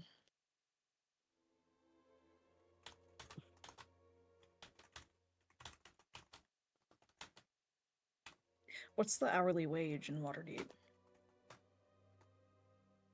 depends on what It's not really. the standard of living is that you want them to have. It's more about That's a true. day rate with their stuff. It's like, couple copper a day keeps the doctor away, I guess. Kind of way to put it. Mm. For menial labor. And of course, they get all tip money.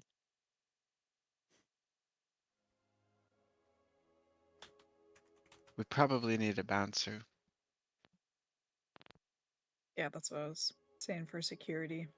I got bartender, cooks, wenches, security, entertainers in all forms.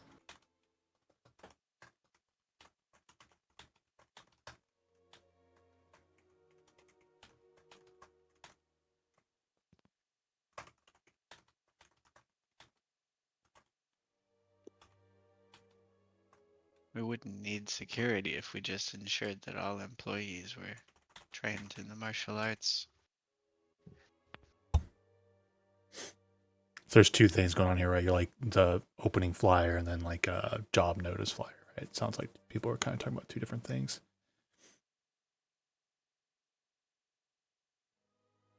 For the hiring flyer? Or correct me if I'm wrong. It seems like some people are talking about like what can we put on the flyer to promote the venue, and then some people are talking about like what you need. So I'm just saying maybe there's a flyer for like a work notice as a separate thing. So I'm like, I don't know if you guys can see in chat, but I'm kind of like jotting down your guys' thoughts as we're going. And in my brain, Don't need kitchen staff. Don't ask.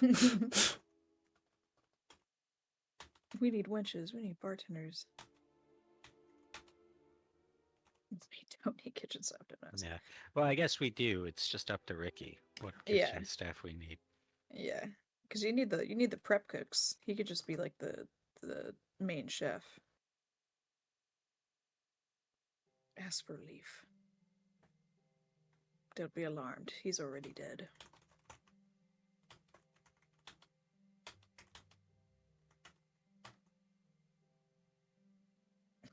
Entertainers of all sorts.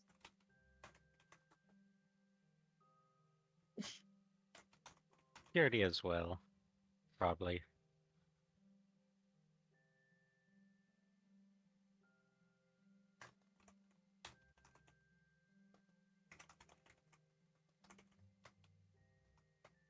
Or maybe have a separate flyer for that. I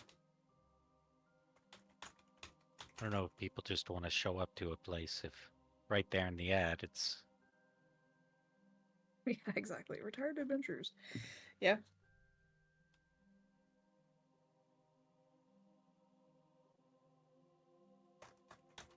Can this be in like the far future from MDM campaign, and then all of MDM just comes to work at the Troll School Manor?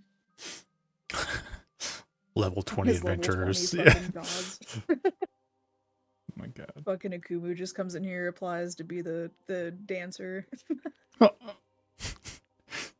Let me With show his them what cheeks. we. I might be able to drop his token in for a second. We were experimenting for her symbiote homebrew, and through the oh my goodness, I found the most obnoxiously beautiful token to represent her transformation. It's definitely Carnage or Venom or Carnage. I can't remember, but the He's fucking kind of styling mini. under Carnage. Yeah. Right, because he was red like Akumu. Yeah. Oh, there it is. But also, it's a big version too. So she would be what when we were running it. She was. Oh, this is silly. I'm about to do something very obnoxious, but I was trying to do a mod for this, but it was like, oh man, everyone has to have it installed. Was too much. But I can make really, really big tokens now. Like literally just updated it. But we went on a huge Oh, I can see it. I can see it Oh, being God. really huge. yeah, right. But it's Oh, my official God. now. Like they did official support for that, which I'm very grateful. Because like the other one, it's like if you guys were fighting like a big giant dragon or something, it was the max at the time was not good. Like we're not even doing this system anymore, but we still talk about Akumu's butt cheeks because it was juicy booty. But- Mhm. That's all. He's got the cake.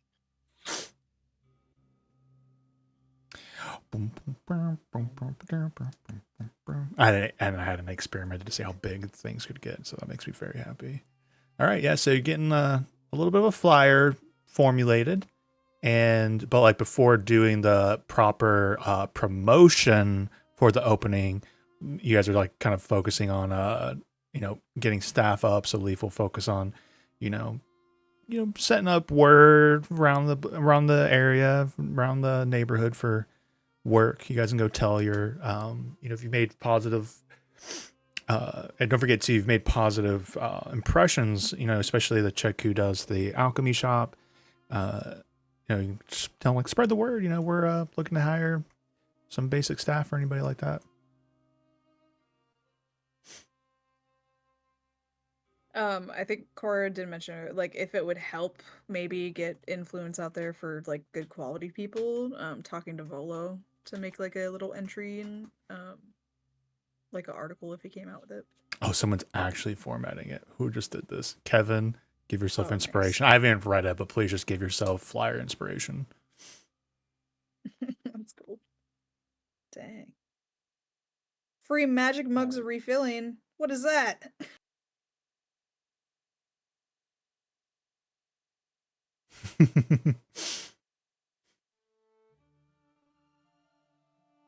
And mostly not I'm gonna haunted. be honest, I am hitting the wall. Yeah, we're about to. I'm just reading through Kevin's thing because this is brilliant. Yeah, Kevin, you definitely get a special inspiration called flyer inspiration because that's beautiful, and you even went through the time to do emojis too.